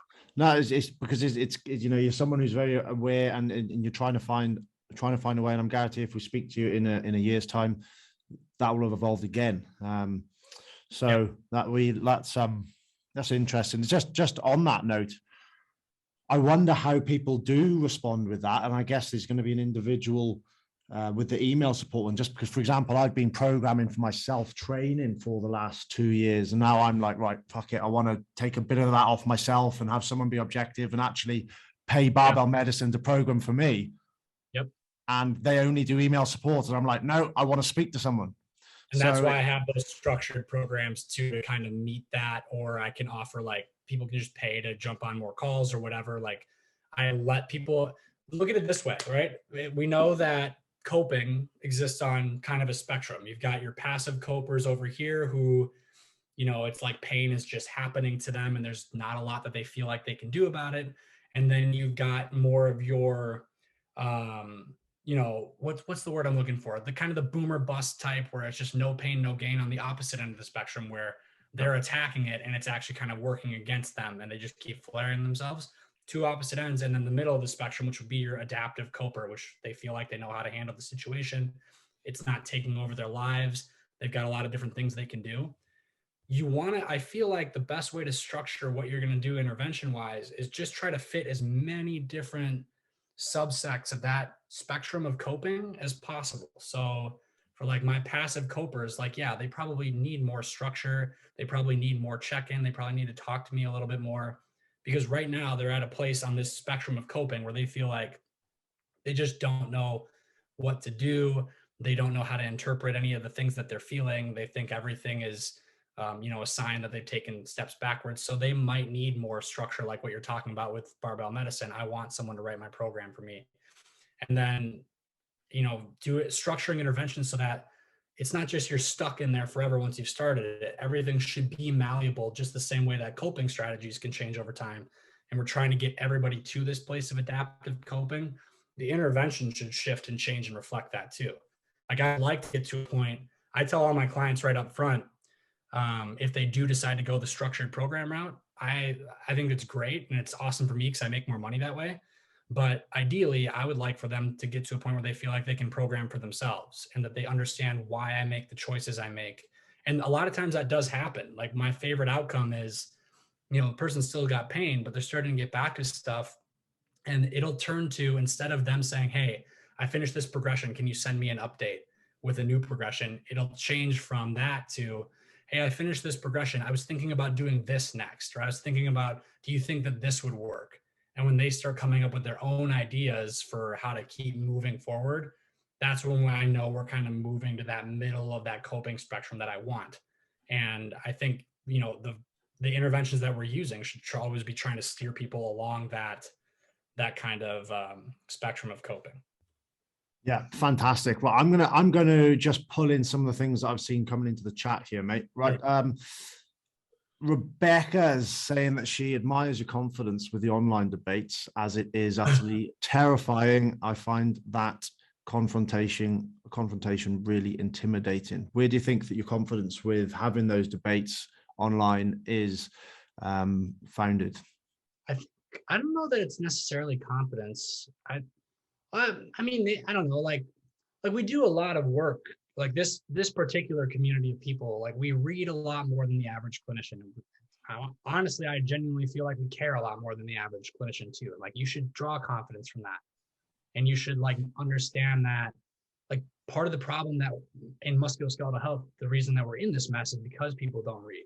So if you have put in that work and you have, you know, and you are constantly learning and constantly challenging yourself, then you should offer that to the world. And so I don't know that it's necessarily confidence, but I feel like it's almost obligation. Like, I'm reading all this shit and I know other clinicians aren't. I'm not just going to keep this to myself. You know, like, people need to know these things. So I look at it more as just kind of part of the gig. But I do understand that's not comfortable. And I always tell people too, like, if you're going to be active on social, it doesn't always have to be as flashy or confrontational. You should pick avenues that, like, fit your skill set. Some people don't like to be on camera, so maybe they do better with blogs or like newsletters. You should fit what you're trying to contribute in that lens to yourself, I think. Yeah, that's nice advice, and that's definitely something I picked your brain on from while I was watching your social media explode. I thought I need to be a bit more confrontational, but I can't be dealing with it because the downside of that, Aaron, is that you have a lot of hassle as well, don't you? Oh God, yeah. I mean, I get, dude, it's ridiculous. I mean, my DM, like I can't even open my direct messages a lot of times just because it makes me so anxious with like all the attacks. And I mean, just the other day, what is it? Evidence-based Cairo Network. Did you see this? I was on there again, getting blown up. Yeah.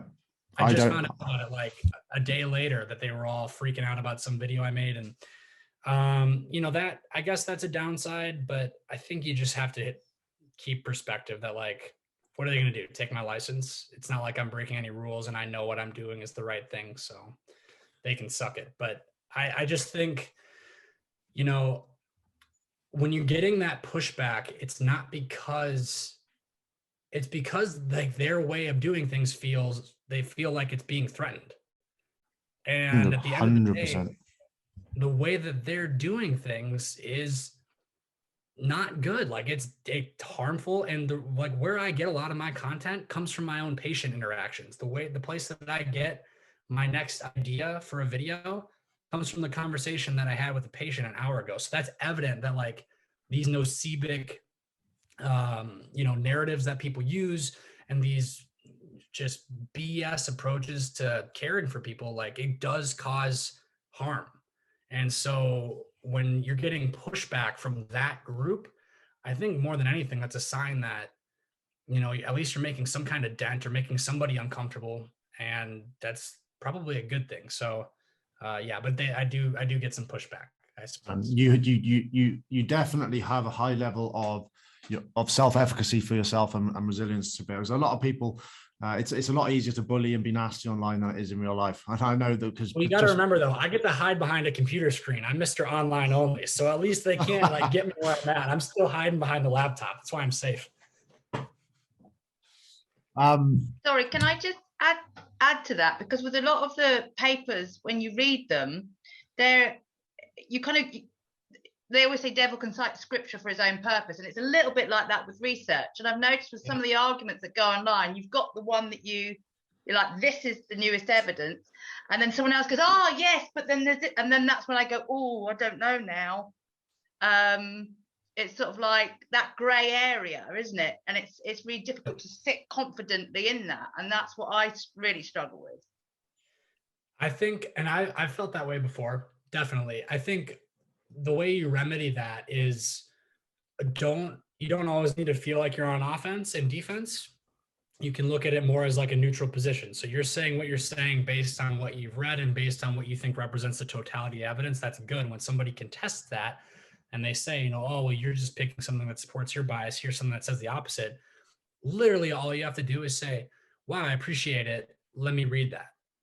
And then just read it and just kind of continue building. And if you genuinely feel like you're wrong, and like, this is just, I mean, this is kind of the scummy marketer in me, but I've done this several times and it's worked.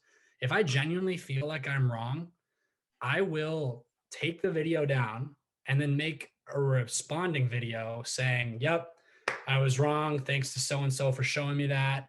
And you won't believe how much people appreciate that level of transparency and that level of humility to admit where you're wrong and then correct it. Like that's a whole other step. It's one thing to just delete a video and hide, but it's another thing to go out and say, yep, I was wrong. This person was right. I learned, they helped me learn. And that's how we move forward. The amount of credibility when people see you doing that, that makes them look at all of your other stuff and think, okay, the amount of rigor that they're willing to go through to put out something good, even at their own expense, is pretty high. And like, again, like I say the scummy marketer in me saying this because it's like, when I do things like that and I pull myself back and, you know, put out that video saying I was wrong, I know how much it's about to benefit me. And some of my biggest videos on TikTok have been the ones where I've said, yep, 2 hands in the air, you caught me, I was wrong, I learned, here's the right thing to say moving forward. It's benefited me tremendously, but I think the reason it's benefited me is for all good reasons. Nobody else, people just don't do that. So that's another thing that should give you confidence too, to be more vocal and say more. If you're going to look at everything that way, then even when you're wrong, it's a huge opportunity to make yourself look better and to make yourself look more right and to actually be more right and read more too. So Well, it's that's how authenticity, isn't it? Yeah, it's authenticity. We do have the Good Thinking Society here, which have a tendency to anything online, they will make a complaint to the General Chiropractic Council, which makes it somewhat more difficult. But I've had my fair share of complaints with my state board. They love sending me letters. It's super fun. Okay. Good. Thank Super you. fun. Thank you. Absolutely. Yeah, it ties back the whole thing around authenticity. I mean, what if the expectation and the thing you want to put out here is that you are evidence-based, and by the very nature of that, then what you're saying is that, and I'll say this with people, what I'm saying today, I might be disagreeing with, and I hopefully will be in a year's time, in 2 years' time. And it's a consistency thing, isn't it? When that's an approach that you take.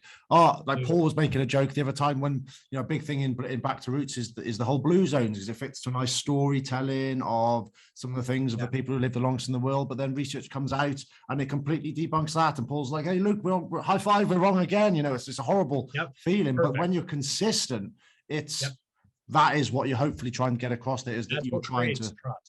Exactly. Seriously. I mean, I think if the biggest thing that has blown up my accounts and caused like myth busting style videos to convert to like patients on the schedule, because like I truly don't do any other marketing outside of social media. It has filled my schedule, and that's the only way I get patients. I think the reason for that is how much people trust me, because like they really do perceive me as so transparent and so honest, even to my own detriment. Like I love making videos where I'll say something along the lines of, sorry, my dog's going insane. Hold on 1 second.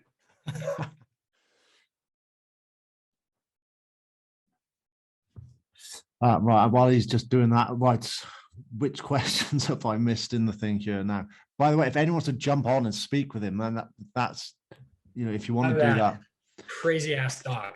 Anyway, no, that honesty and that transparency, right? Like I talked about how beneficial it is to have patients, you know, more open to have their beliefs challenged because of my niche with social media.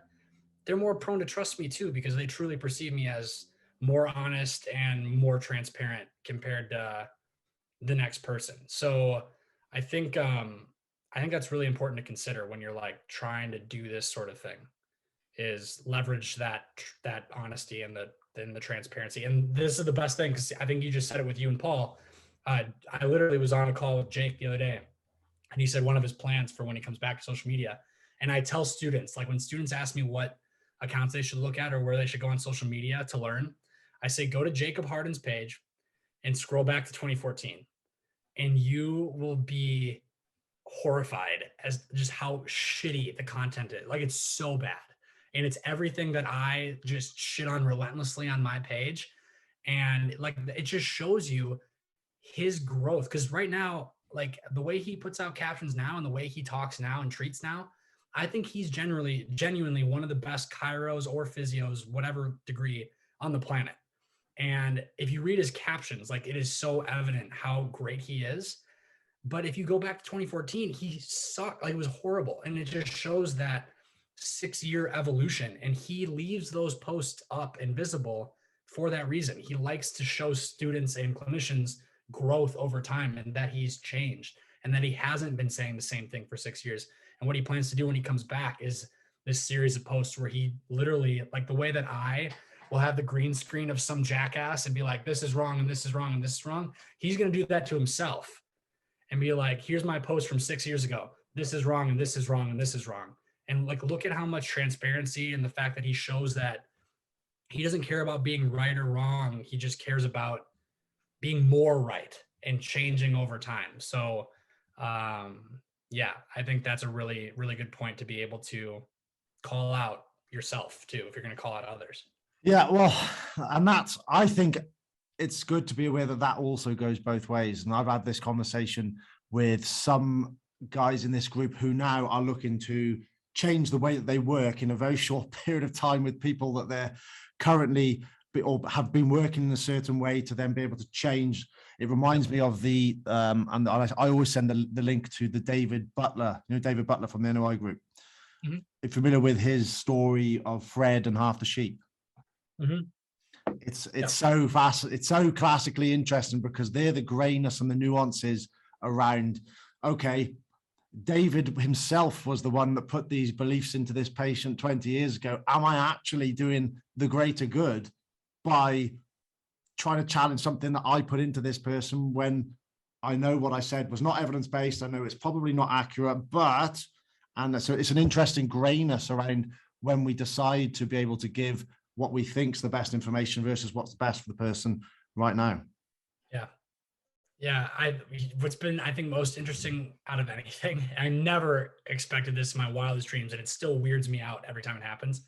I've had practicing, never a chiro, which I understand, but I've had practicing physical therapists as patients who will come to me saying that they treat and have been treating people with kind of the approach that maybe I call out more than, I don't know, call out, but like critique, I guess. Yeah. And they'll say like, they take that approach, whatever. And then they'll say like, I booked the call because I'm dealing with my own problem and I've been treating myself through my own paradigm that I use with my patients, and I'm stuck and I just can't do it. And so like privately, one-on-one in those consultations, I've had like actual practicing clinicians as my patients opening up about where they think they missed the mark. And then I get to open up and where I think I've missed the mark. And like those consultations treating clinicians are so fun because I don't have to beat around the bush at all. I can communicate completely differently. I can be way more candid. And it turns into this session of like talking back and forth about approaches we've tried that have and haven't worked and changes we made to our own practices. And it ends up like actually helping them deal with and find new ways to deal with their situation. And I've had instances where they'll email me 5 months later and say like that they've taken what we did in our sessions and brought it in with their patients to change their own approach to practice. So even on that micro level, like I think that transparency just amongst colleagues and peers it can make for really, really interesting experiences and conversations too. That's that's interesting to hear that, because I know just from speaking with personally some people in this group who have been here, not even because they're necessarily trying to improve themselves as clinicians, but it was to be able to help solve a problem for themselves, which has had that exact impact of a knock on. So I can imagine that. Aaron, how many people are you working with right now? Sam wants to ask that one. Oh gosh. Well, like I said, it's an ongoing model now. So even if we're not like super active going back and forth, they're still technically like, they still have access to me if they need it. So it's kind of a weird question to answer because I've got some who could email me tomorrow, but haven't in a while and haven't needed to. I would say right now, like cases that are top of mind that I'm really on top of, I would say probably, like 60 to 70, somewhere in there, of people that I've really like got my thumb on. But like people could come and go in and out of the fold as they please, like I said, because it is an open-ended situation. So I would say somewhere around there. I don't know actually. So I'm just interested, and you don't have to answer this, but if someone was to email you out the blue tomorrow, how's that build? How's that work from a business perspective? They paid for it up front. It's like a subscription type model for the email support piece. So they just one time they paid for that, and I've got, because it does not take me long to manage stuff via email. And if it's a complicated enough question that we need to jump on to an actual video call and talk through whatever they're dealing with, then they just go for my usual rate for a follow-up. Can I follow on from that, if that's okay? It's just regarding to surely that gets like to a point where it's a bit exponential. So where you have all these people, and if you've got lots of different emails coming through, you have potentially, I don't know how many emails you have coming through a day. If it takes you 20 minutes to reply to an email, do you have to read them through previous emails engagement, or is it usually quite a clear, concise? Do you have a structured email format that they email to you, so that cuts down on having to recap on your caseload, if that makes sense? That's a genius idea. I'm going to start doing it. Like have a template for the patient to like when it's time to check in, that they should just structure it this way instead of just whatever they're thinking. Is that what you're saying? Yeah, pretty much. That's smart. No, I don't do that, but I should. I like it. Because the thing I work, so you could go back. It could, like, if someone emails you, it could take you ages to read through it to understand the question, and then at what point do you go, if they're not top of mind, I gotta go back too. and Yeah. reread old stuff. And then Yeah, what point do you go? Like I said, I use sorry. that as that's part of my documentation too, right? So Yeah. I archive all of them and put them every email on the patient's file. But no, that's super smart. Give a template, because I can think of like I've got both ends of the spectrum. Like I've got patients who will email me to check in and not give nearly enough info to the point where I can't even begin to make a suggestion because there's just not enough there, and I have to say like, could you tell me this, this, and this? And then conversely, I've got patients who truly will send me the longest email you've ever seen with the most details that I don't need out of anything ever. So yeah, I think that's super smart, and I'm literally going to write it down right now. I'm always looking for ways to. I'm totally inefficient with stuff like that as well. So that's really doesn't smart. surprise me. Were you going to say something else there, Jake? Yeah, I was just going to say, like, do you go back and forth on the email approach and then be like, hey, actually, I think we'd probably benefit from a video call here, or do you just, I don't know how that would work, because it sounds like a real struggle to manage that many people with so many different bits of communication tools. So yeah, it depends. Like, and I can usually read the situation a little bit just because I know the person personally, you know, at that point, and I've got a relationship with them. So I can usually tell if it's going to be something that like 2 emails is going to fix, or it's going to be something where we need to do a deeper dive. So I can usually make that call pretty early on. You also have to remember too, being an online only clinician, like my schedule is pretty malleable, and like I don't have to have like time blocked off the same way that somebody does when they see people in person all day, and the schedule doesn't have to be quite as cut and dry.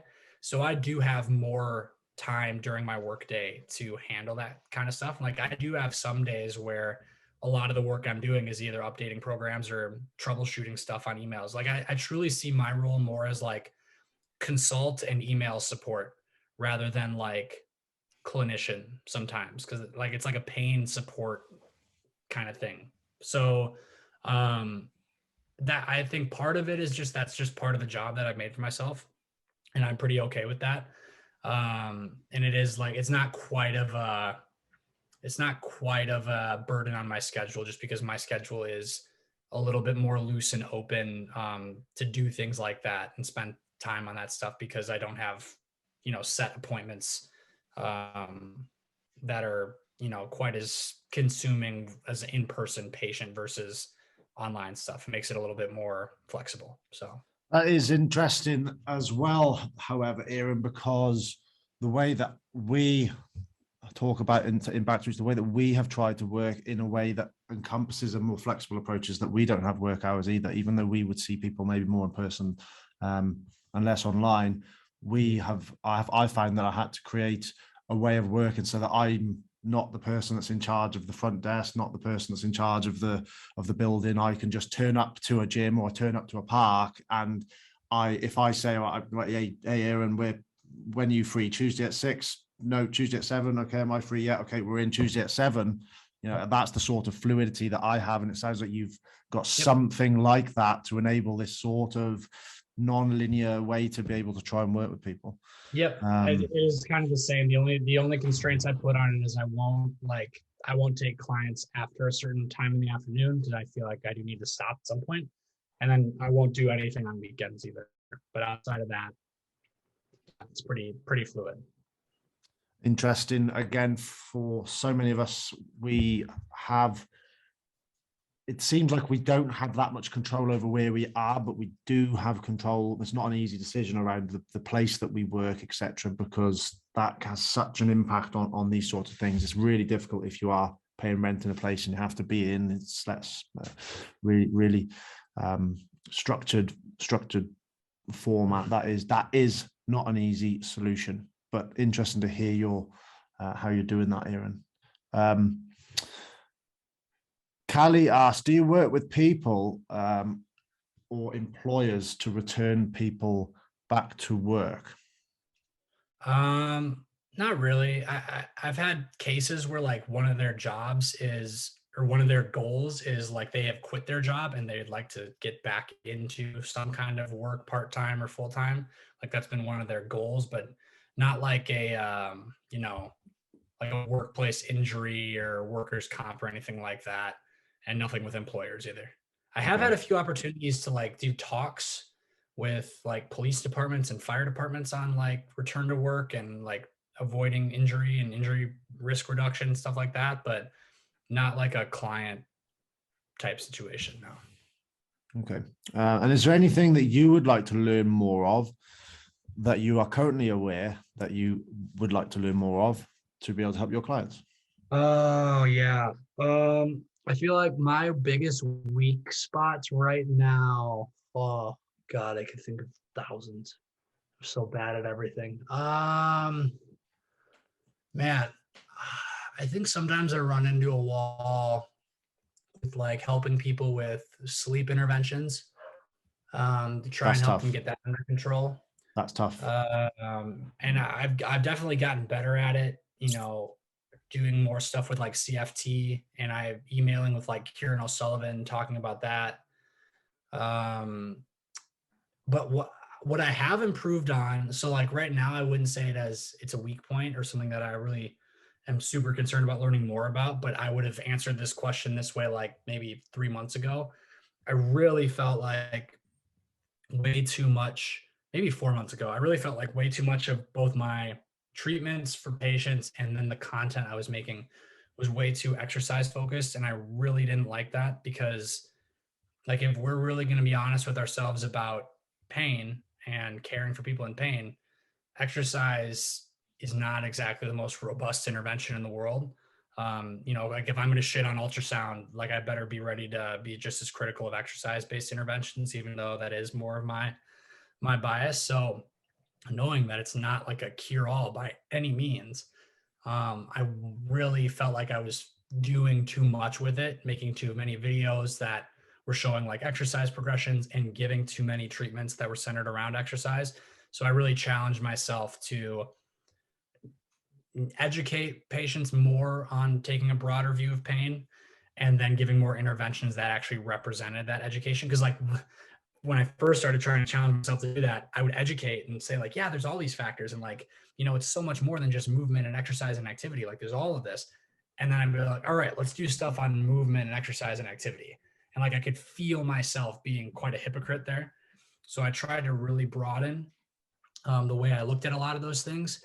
And that actually gears well towards what me and Jake are trying to build, which is this whole online clinic that we're trying to make and this new platform we're trying to make, being a really good patient-facing content portal and consultation platform that really focuses on the broader view of pain and not like exercise, yeah, of course, but so much more than that. So that was something I really challenged myself on about 4 months ago, was to, you know, make more recommendations around work and sleep and stress, and make more recommendations around like time, like I've done so many interventions that are just based on people's schedules and taking a closer look at how people are using their time and how people are prioritizing different things.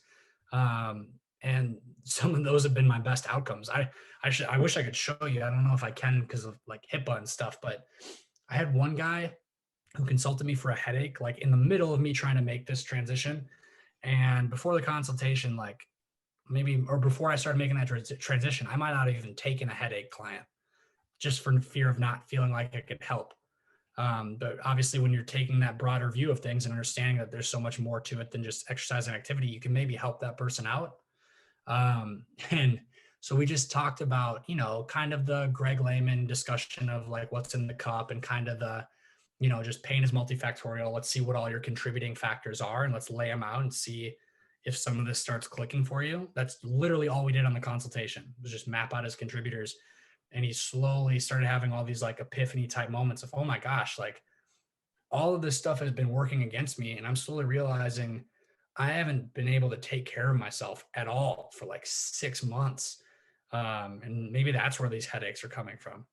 And I just need to reprioritize some things, change some stuff at work, change my time management, reconnect with my wife was actually part of it for him. Like, it's really powerful stuff. So, and then we did all that. We just did the consult, no program, no email, like support subscription, anything like that.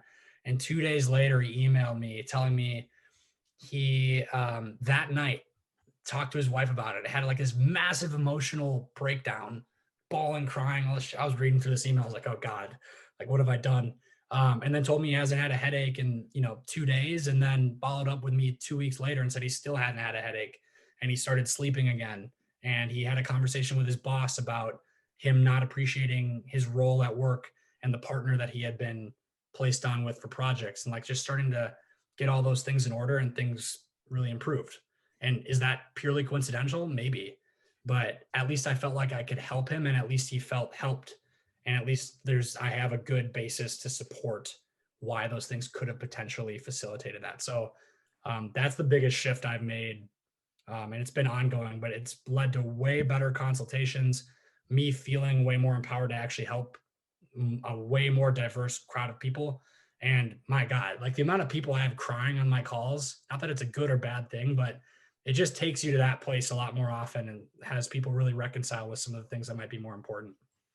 That's really interesting to hear, and I'm sure the guys. Well, what I want to make a connection for the guys here is that a lot of what you're talking about there, Aaron, is I think a lot of the psychologically informed things that we do, including things like listening is therapy, acceptance, commitment therapy, cognitive behavioral therapy. And for you guys, I don't know how much each of you are in the material each week, but the Back to Roots workbook was our attempt at trying to cover all of those things that Aaron's talking about, because we're aware that once you start opening up these multifactorial things, that those things are probably so much more important than the exercise, particularly if you're working with people with aches and pains. So to hear that's something that you've been actively doing for you guys, it might be a first pass at a lot of those things, which is in the Back to Roots workbook, each chapters each week, coping strategies. I mean, even just in this week, we've got therapeutic letter writing as one of our interventions. These sorts of things. So, if you scroll my page, like I think you'd have to go back to like early spring to find an exercise video. And I've really I still have videos where I talk about exercise concepts, and I talk about getting back to activity and those types of things. And I still give that advice and think it's really important to advocate for physical activity and do exercise interventions, but you won't find video on it. And you'll find me talking a lot more about, like, when I'm trying to be helpful, a lot more of the broader view type stuff, for sure. Yeah, I mean, great stuff. Right. Abanoob has got a question for you, Aaron. Did you ever have moments of nihilism as a student, and how did you manage it? I have 1 year left until graduation, and it is at an all-time high. Yeah. Well, I still have them now. I have them today. I think, oh man, that's tough. I think, how do you manage it? I think the transparency piece helps with that quite a bit. I think you do need to find a network of clinicians who also understand this problem and also understand the limitations of our interventions, and that, we haven't really found a lot of good answers for pain. You need to find another group of clinicians who also get that, because they can help you rationalize it, and you can be able to talk with them about that problem. And then I think, part of what helps is just like, once you start just working with patients and getting a few wins, or maybe just getting a few people who have a good outcome, you start to get that reassurance of like, okay, shit's not great, but like, at least this person can ride a bike again. That's pretty good. You really have to have an appreciation for some of the smaller victories, and realize that although it might feel like a small win for you, it can actually be a really, really big deal for the person that you guided in that direction. And then just to stay humble with that too, and don't look at it as like they got back to riding their bike again because you took them there. It's because, it's a joint effort. And I think, like, prioritizing the relationships that you can create with patients, and really priding yourself on those relationships, rather than worrying so much about outcomes or our ability to change things for people, I think that can really help with the whole nihilism type thing, because you can really, even if you don't help someone that much, even if the outcome isn't that good, you can be there for them and like create that strong therapeutic relationship. You can make a difference for them in a lot of ways that they're still really, really going to appreciate, even if their pain doesn't change that much. So I would really prioritize those relationships with patients. That can really help a lot with feeling I like would, I'd say I would suspect that potentially the pessimism that Abanu might be feeling there is that he probably could feel like he could do that with a patient, but being able to find a way to work that way is probably, or find someone to be able to work for where you can work that way without taking the plunge to do it and set up yourself or create your own alternative. I don't know, Aaron, would you have found that you could have worked the way that you're working unless you find a way to do it yourself? I didn't want to start my own practice. I had no plan to do that. And I was still looking for jobs that would work for me, that I wouldn't say too much and get myself fired from like 2 months before graduation. But in the back of my mind, the whole time I was like, it's really starting to feel like I'm going to have to open my own, because I just can't, there's not anything there. So yeah, that can be challenging. Ideally, you do find a situation, because there are a lot of good clinicians out there. You just probably have to expand your, what you're looking for. Like there's physical therapists that hire chiros, there's chiros that hire chiros, and gyms, but that part can be discouraging. You can also get lucky and find a great situation. I've heard a lot of both, but sometimes you do just have to buckle down and say, well, I think I might just have to start my own and eat shit for a while and go the entrepreneur route. And although it's not super appealing at first and like scary, and like I was freaked out by it, there's a lot of different ways to make shit happen for yourself, as long as you're willing to learn really, really a lot and figure it out, because people have done it before. I mean, if you had told me 6 months before graduating that I was about to start a career with a chiropractic degree where I don't crack a single back, and I haven't in my entire time working, and it's financially viable, and I'm like not failing, I would not have believed that. So I think I'm a good example of like Yeah, you've made the your way. extremes of what you can make work. It's just, it takes a lot of effort, but everything takes a lot of effort. So The segue that goes into nicely, Aaron, is as you know, when we first batted out this idea of the internship, is that next, I'm fully appreciating that we are creating, particularly me and Paul at the University of South Wales, we're creating a generation of aware clinicians that are not suitable to go and work for somebody. so that's more opportunities because of that. Like people here will start clinics that people can work for. Like this will be a more popular thing. It will be. And so like next week, we have the whole thing focused around everyone who supported us through business support for branding, business startups, etc. So Abanoob, that will be someone that you definitely want to make the most of next week, as that might be an avenue that you might be forced.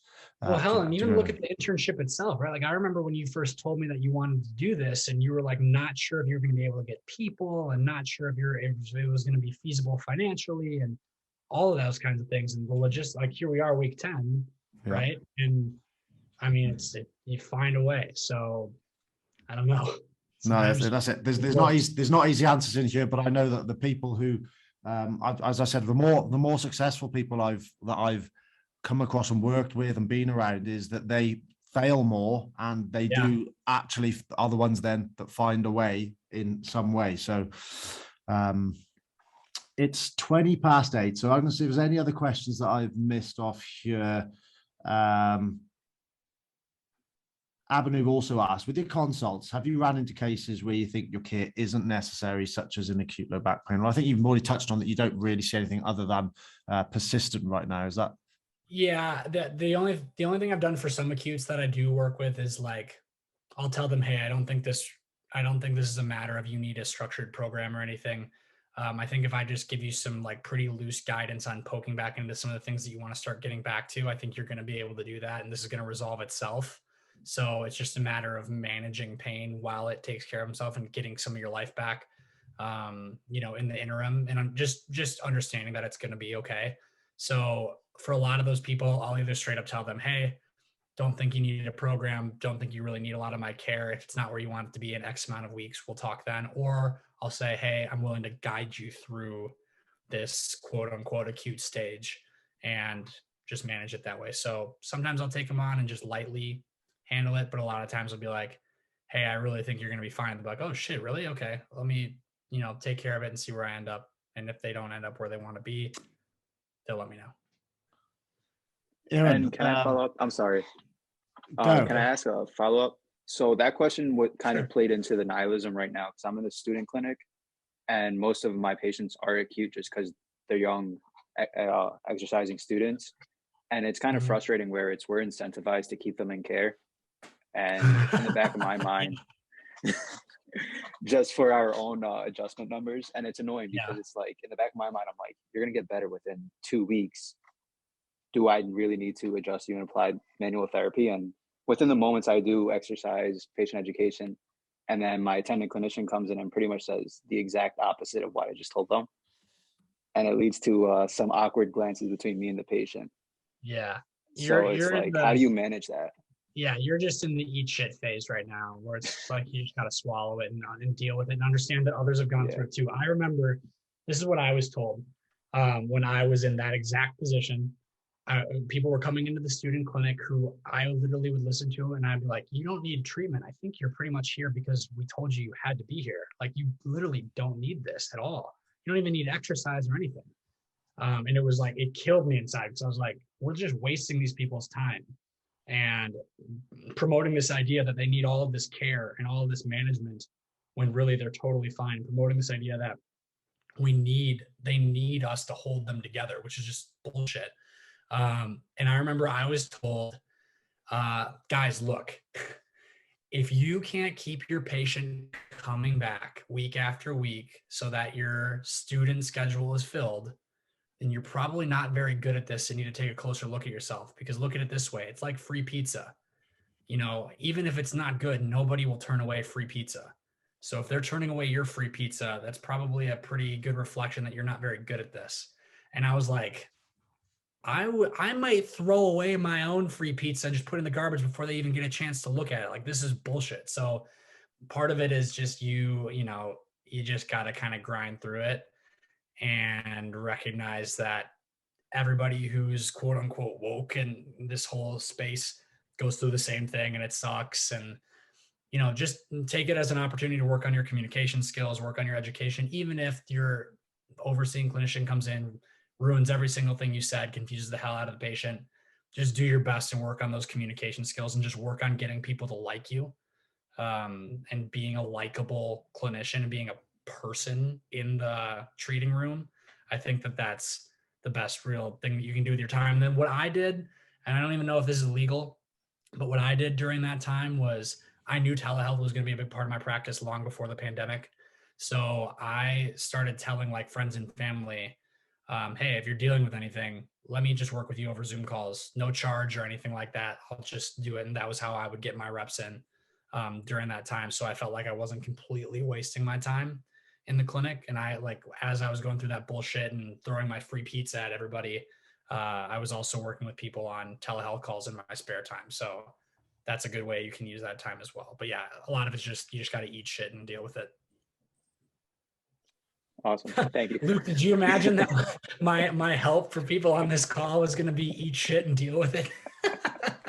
It actually I had a feeling that was going to be the answer. Probably doesn't surprise me, because here's the other thing I believe. So now Paul is the course leader at the University of South Wales, and I teach all the rehab, and we have the issue that everybody has to be in a clinic like you are now with floor tutors. And again, the biggest challenge we have had in making the shift in the last 5 years is not the students now, it is the floor tutors, because they've gone through our entire curriculum and then they've got to get their case signed off, like in the position you're in, and they're saying, no, but look at all this research talking about self-efficacy, this is non-specific back pain, I'm going to work with this, and the floor tutor saying, no, you need to come up with a structural diagnosis here to get this case signed off. So this is something that me and Paul then are having to have as a big internal management thing within the institute, and that's with me and Paul in there and the whole influence of Back to Roots. So you got to be aware of the The environment, what's happening to influence the things around you. That's in the lecture this week around dynamic systems. You know, we are clouds, not clocks, and being aware of that's probably an acceptance thing for you, like Aaron said there, to be able to say, okay, this isn't where it's always going to be. I can be in control of changing some of these things, so that the environment's working for me rather than against me. So, Aaron, Gio is saying that one thing that I've loved implementing since the start of the internship is the weekly goal setting. As Aaron mentioned, it doesn't have to be only about exercise or movement, but also taking the time to play an instrument or painting or visiting someone. It's such a great tool to help people besides exercise.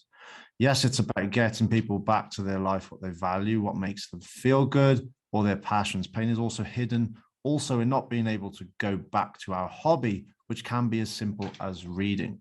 To that end, how's your guitar going, Aaron? Well, I did that Castle on the Hill one on my loop pedal.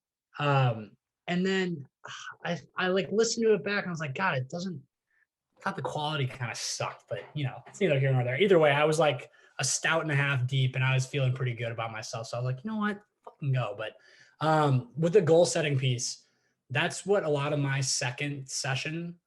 So after the initial consult, they get a second session that they don't have to pay for. And we focus a ton on the goal setting part. And I think that might be one of the most important things that I do. And a lot of times, as far as violating expectations, like something that patients have expressed that they really appreciate is that they've not had clinicians like go through that with them and actually talk about like actually setting goals and focusing on like achieving stuff as you go, rather than just worrying about, is my pain going down? Is my pain going down? So it's a nice way to like move the goalposts a little bit and still make them feel like they're making progress, and you know, not focus so much on how are my symptoms doing, even though they are important. Like if that's all we talk about when you're dealing with persistent pain over a 4-week period, my God, like you're probably going to feel like you didn't do anything unless you kind of do that goal setting piece. And I would say too, you know, if we are diligent with goal setting and we're able to be objective with that and find objective ways to track progress, you'll be able to, it's like watching grass grow a little bit, right? Like, you know, you can't see it when you're just looking at it, but if you let it grow for 6 weeks and then you take a before and after photo and you be objective with goal setting, you can see that large difference and you can see that progress. So that's a huge part of just keeping patients on the train. I think a lot of the time too is helping them come up with their own goals, helping them pick things to shoot for that they actually care about, rather than me just saying, I need you to be able to do this exercise or be able to do this many reps. Like let them pick it and let them come up with it with you. That's a great way to build rapport too, by the way. Like I don't think we take advantage of that enough. You can really build a great relationship with somebody if they are just as involved in coming up with their own goals as you are, and you're letting them kind of call those shots. Because then when they achieve it, it's like you're like the cheerleader rather than the one who's just laying every single thing out. And you're like, good, you got it. What are we going to do next? So I think that's a really big deal. Yeah, we use the grandfather picking up to put the child on the Christmas tree as our example for using goal setting, meaningful things to work backwards from. So that's aligns with what you're saying there. We'll go one more, and then I know that you got to get away, Aaron, and we've been going on for a while here, but everyone's still here, so it's clearly, of course, it's juicy content, Aaron Kubal. So, would you say the issue clinicians have with goal setting is due to the insurance model in the US, VAS, questionnaires, etc.? Possibly. I mean, I don't know. I can't really speak to, I mean, I know what he's getting at. I can't really speak to it just because I don't, I'm all cash and I don't use the VAS at all. So, I know what he means though. I think there's pressure on, you know, who talks about this actually quite well is Jared Hall. The pressure to change pain that we put on ourselves and the pressure to, always be offering more and always doing something, I think is part of what makes us miss that goal setting piece, and realizing that like we can do so much more with that rather than always just offering more. Because like I'm sure everybody's felt this, especially when they were a student, but like when a patient comes in for a check-in, right? first you look at their pain, and if it's not down, then you're like freaking out. It's like, oh, they don't feel like they're getting any better. And then you look at the exercises they're doing, and it's like, you probably don't even need to change any of them. You probably just need to let them keep working. But there's this pressure you feel when you're too hyper focused on, are the symptoms changing, that you feel like, oh, maybe we need to add another exercise, or maybe we need to add another like hands-on intervention, or there's always this pressure as the therapist to like be doing more, be offering more, because you feel like the patient or the customer, if you're not just giving, they're not going to feel like they're getting value. But again, like, so I think that's part of what distracts maybe from the goal setting piece. But if you really focus more on just those types of outcomes and letting them set their goals, and keeping them in on that, like at least then on the follow-ups, you can just talk more about the progress they made towards the goals, rather than, oh, your pain's not down, what else can I do for you? Like, I think that that's really helpful on those follow-ups. I always hated those follow-up calls where don't feel any better, still working on stuff. And then like, I felt like, and this would be in my internship setting, I would feel like I just needed to fill the time by like giving them more shit to do. Cause I didn't even know why they were there in the first place. There was no like real objective to the follow-up, because it wasn't really a goal-based thing. It was all just bringing their pain down. So me feeling pressure to like add more to the treatment for some reason, was always just kind of there. But that's I don't know. I'm kind of all over the place, but that's what I'm saying, is that goal setting can really focus on. Yeah. In the article I put on there, guys, is the blueprint. It's in the results syllabus this week. The roots of a play-based approach is some of the key questions that I have at the start of my blank form for helping trying to shift the needle towards some of those goal setting questions. That's in there. You know, but if pain isn't stopping you, what is it that you're doing? If pain isn't the thing that's limiting us, what is it that you're doing? And that is to help us to try and nudge towards being able to get started with that. Too is like, again, I think that's if people are asking those kinds of questions, and like that's the worry with like what's stopping them from goal setting, I think that's a reflection of the patient's understanding a lot of the time too. Yeah. It's like if pain is really dictating their progress a lot, sometimes that means that they're still kind of looking at it as pain is damage and pain is always to be avoided. And if I feel it, I can't progress. So sometimes it's a good opportunity to like ask, hey, why haven't you nudged this a little bit farther? And then they tell you, well, it's because this hurts. And it's like, okay, what do you think that means when that's happening? And then you can kind of dive into maybe some of those beliefs that they're still hanging on to or reverting back to. So that's always a good check-in point too. If they're not making progress, why is that? Is it because it's simply too much pain and we need to change the goal or change the pathway to it? Or is it because their beliefs are not allowing them to push themselves? Fantastic. Aaron, I am going to say thank you very much for giving your time to jump in. Thank you so much because you supported this project since its inception. So we will be equally supporting you and Jake, because you're doing great things in shifting public perspective. You're using your platform for the greater good, and you deal with the shit that people like me don't want to have to deal with. So thank you so much for that. You are a great example, I think, for everyone in here to be able to wrestle with an evidence-based guideline and say, right, I've got to find a way. And you found a way that is something that I think that we can all take inspiration from. Is there any things that you want to pop into the chat here, Aaron, about things that people follow up, see what you're up to, apart from your social media channels? I think people know. I just type my name in on whatever platform, and Twitter, Instagram, TikTok, obviously you'll find me if you just type my name in. But the one thing I will say, there's no excuse. Every single person in here, if you don't have a Twitter and you don't check it at least 20 minutes every single day, you're shooting yourself in the foot if you want to be an evidence-based clinician. I make this recommendation constantly, but Twitter is the best place to see what papers are coming out, see what the researchers are talking about, actually watch them discuss their findings, and then check your own critical appraisal skills. You get the paper on Twitter, read it, say, what are my takeaways? And then you can literally go find the authors, because they're very active on Twitter, and see what their takeaways were and compare to your own and say, like, am I appraising this correctly? Should I have interpreted it differently? Why? And then you can ask them questions too. They literally respond to your tweets. I can get Peter O'Sullivan to talk to me like at the touch of a button. That's crazy. So if you're not taking advantage of Twitter, you're really robbing yourself. That's all. That's a great recommendation, because you guys will also be able to look back to week 4 where Paul led his second week on research appraisal. You've got the entire research appraisal toolkit that you can work through in your own time. And and I've spoken with multiple people, that one of the main places that I get research is on social media and all across the different platforms. And that is why I think knowledge translation used to be 17 years, but now that's going to be changing because a paper's produced and it's around the world that day. Everybody's debating it, and the author is involved in the debate. It's perfect. And that's what 20 minutes every morning. That's how I start my day every day. 20 minutes every morning on Twitter, scrolling. And if you don't know who to follow, go find me and click on who I'm following. And then just anyone who says PhD, musculoskeletal researcher, whatever, just hit follow and follow everybody that I follow, and you'll start taking that stuff in.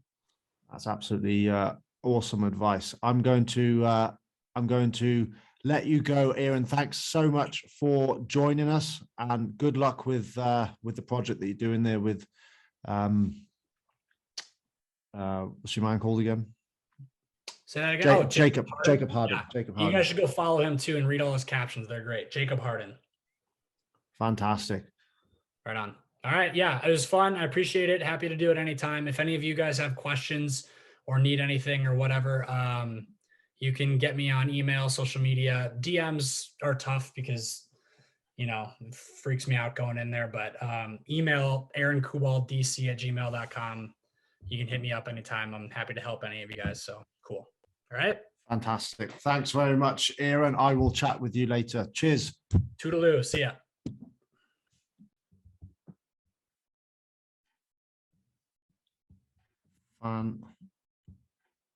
Fantastic. Right. Well, it's 25 to 9, so we will have to leave it there. Check out the stuff, guys. But next week we have got Elwin, Pixel Haze, everything business. So look forward to do that. Branding, website, and all the stuff that he offers as a service that I use to be able to run back to Roots, that will be available for you to be able to explore as well. So thanks so much for tuning in. I hope you enjoyed that. I really enjoyed that. Aaron's a good guy. Great class, Sam. I will look forward to doing that tomorrow, and I will see you guys on the platform.